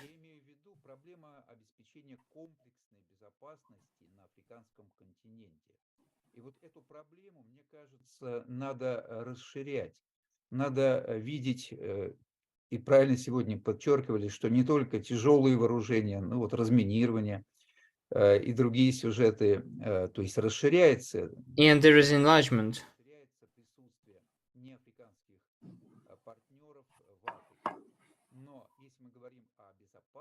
And if we talk about the safety,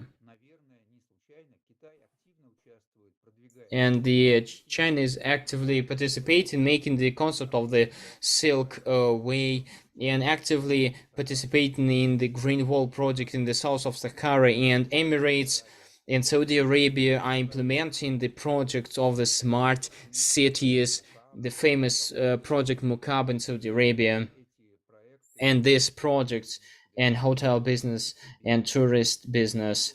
It's also on a new way of development into the countries of African continent. It's also bringing the strongest ecological burden, and I think that this aspect of ecological part and development, industrial transborder cooperation, especially on the space of the transport corridors such as South and of Africa, it can give a new impulse of understanding of the problems of safety and cooperation on the African continent.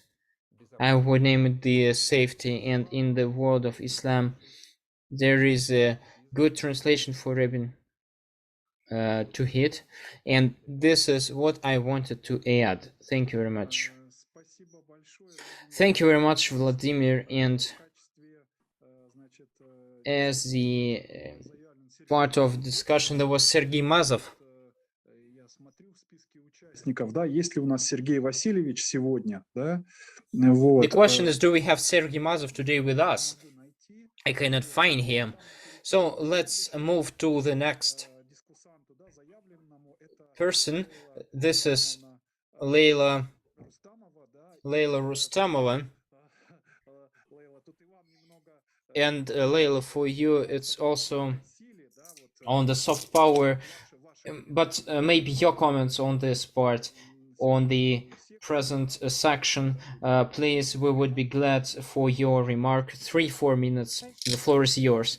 Thank you very much. If you let me, I will not switch on the video in order not to take off the traffic, and I can make a good voice support, and I would transfer my main thoughts. I would like to start with the comments what Ivan told about the soft power.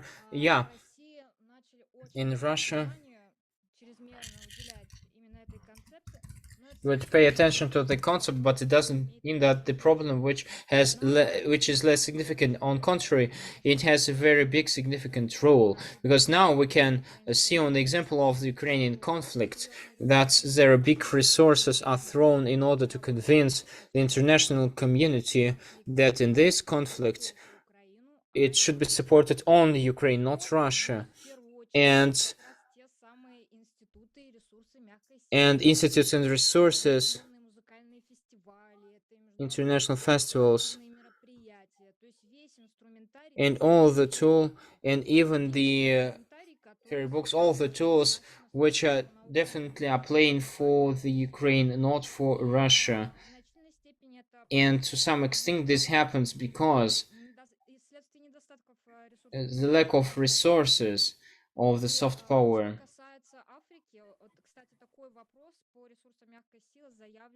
And soft power is on the plenary session which would carry out in African institution, and for me it would be interesting what would be told there. And now all the countries struggle for the political loyalty of African countries, and of course for the African countries themselves the economic resources are playing more significant role, but nevertheless, if we are interested in soft power and in the paradox on the Western articles on the soft power of the Russia in Africa, we talk about the military part, because the soft power is the power which should help to solve the important military tasks. And what I noticed in these articles, the soft power generally on Russia and the Russian presence in Africa, it is seriously exaggerated. And the first participant of the discussion noted that there was diplomatic retreat of Russia. The place of Russia was taken by other partners with which African countries started to establish actively relations, and big resources fields are under the control of other countries. And Russia, despite all the benefits which it used to have, now should consider this fact, and many factors of cooperation are taken by other partners. This is a big difficulty of relations of Russia with African countries. Russia has some spheres which are very attractive for African countries, and which can be connected also to the soft power, which, as someone said, has less influence now. And there is the tool which should solve the serious economic and military task. But what is the benefit of Russia?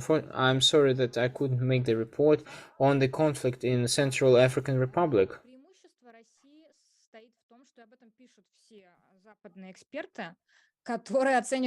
And all the Western experts, they estimate the soft power in Africa from the point of the presence.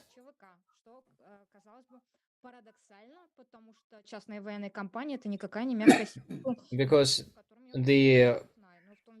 it's not a soft power, as we say, as the private military organizations, as Joseph Nye said, but because Joseph Nye is a politologist and specialist in political who is connected with many diplomatic obligations, because he worked on the political structures of government of United States. And in Russia, on contrary, some of the experts who are very seriously studying this topic, they consider, not as Joseph and I introduced, so as far as the benefits are concerned, Russia starts from the attitude that the African problems should have the African solution. This is our motto or slogan, which all the specialists of for Africa in Russia, they mark, and this is formula is fully approved by how we behave, how we carry out the help for African countries in the sphere of safety in Central African Republic, where the civil war continues, and Russia carries out the negotiations with official governments, and this is a very important aspect because those Western countries which provide the safety, they are eager to make the opposition connection. This was much in practice with France in conflict in Mali, in Central African Republic, but Russia doesn't make it. It carries out the deals with official governments. Russia does not support any political concepts like change of regime and so on. And this is the benefit for African countries. And African countries addressing Russia now, those which refused of the model of France, they understand the benefit. And based on this benefit, they make the conclusion that it's better to address Russia. The second moment of this attraction is that whatever we say about the military sphere, it is attractive, quality, high quality tactics and military. Russians are able to make war, as the Western specialists say, and this is interesting for African countries because Russian military specialists from Russia, they actually make it on the front line. Those specialists who are presented there, they are not afraid to solve the most difficult problems. And as far as Central African Republic, before this, Africa carried out the very serious presence and support. But what happened up to the year 2020? This country was, Leila, sorry, on our time frame we are, yes, this country controlled not significant part of territory, but the Russian military specialists managed to achieve the result at the end of the year 2022 under the reign of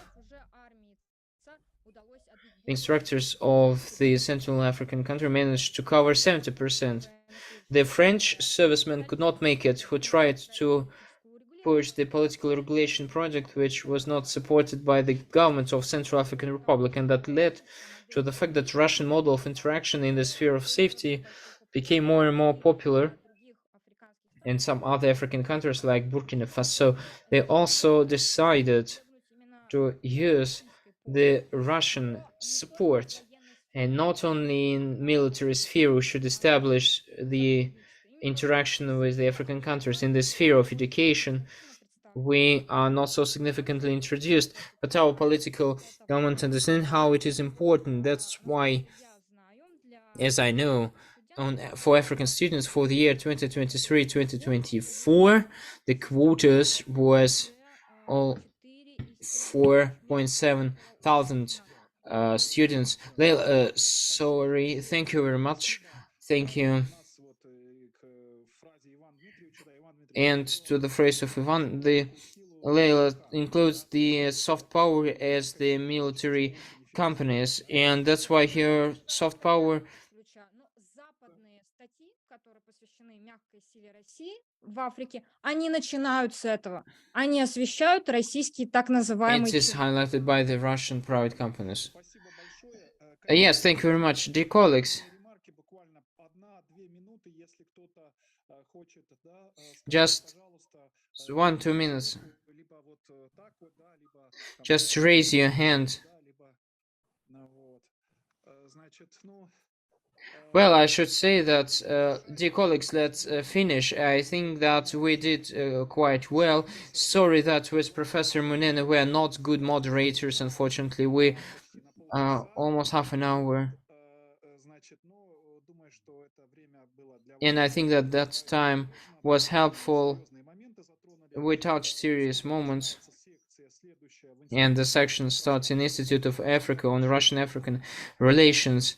And on Friday, in frames of our conference, there would be our fifth section would be dedicated to safety, peacekeeping initiatives. Svetlana Bakera would be the leading moderator, and she would moderate it. Professor, final remarks, final conclusions from your part here. Thank you very much. Some final comments. One, there is need for comprehensive study on Africa-Russia relations. There is none right now. We just have some fragments, but not the whole, whether at individual country or continental level. I think we need something like that to be worked out. Second, we need to examine the convergence points of interests between Africa and Russia, whether at individual or collective level. There's a gray area, exactly what are the interests here, that for both sides. Three, Russia is a power that cannot be wished away despite the conceptual West desire for Africa to ignore its concerns, and that is there. So we need, everyone needs to know that Russia is a power, it cannot be wished away. It's there, and the Africans have that to bear in mind. And finally, there's been a lot of discussions about soft, hard power and those kind of things. But I think those two constitute another, together they constitute intellectual power, because what drives the hard power and the soft power is the intellectual power, the ability to think, to reason, to create, to look at the common sense aspect. So that in itself, driving them together, using common sense, then you can work out some things all together that will be of mutual interest and benefits. And finally, you are all welcome to Kenya to your own time, appropriate time. We like visitors in Kenya, so you are all welcome to Kenya. Thank you. Спасибо большое. Thanks a lot. Thank you very much, dear colleagues. We would finish our conference 13:30. Thank you everyone for participation. Информацию тоже сказать нам, да, по поводу, как мы по перерыв мы отключаемся, не отключаемся, пожалуйста. Да, уважаемые коллеги, еще раз здравствуйте. Я перейду на русский язык и попрошу наших уважаемых переводчиков также перевести небольшое организационное объявление. На этом мы заканчиваем первую панельную сессию. Сейчас нас ждет небольшой онлайн-перерыв. Я попрошу вас отключиться от конференции, потому что запись вестись не будет. И затем конференция продолжится в рамках второй панельной сессии, которую мы организуем в партнерстве с Институтом Африки Российской академии наук. Панельная сессия начнется в 14:30 по московскому времени. К ней вы сможете подключиться по той же ссылке Zoom онлайн. Большое спасибо за внимание и за участие. Будем рады видеть вас в последующих мероприятиях нашей конференции. Всем хорошего дня. Вам спасибо большое, Анечка, за участие.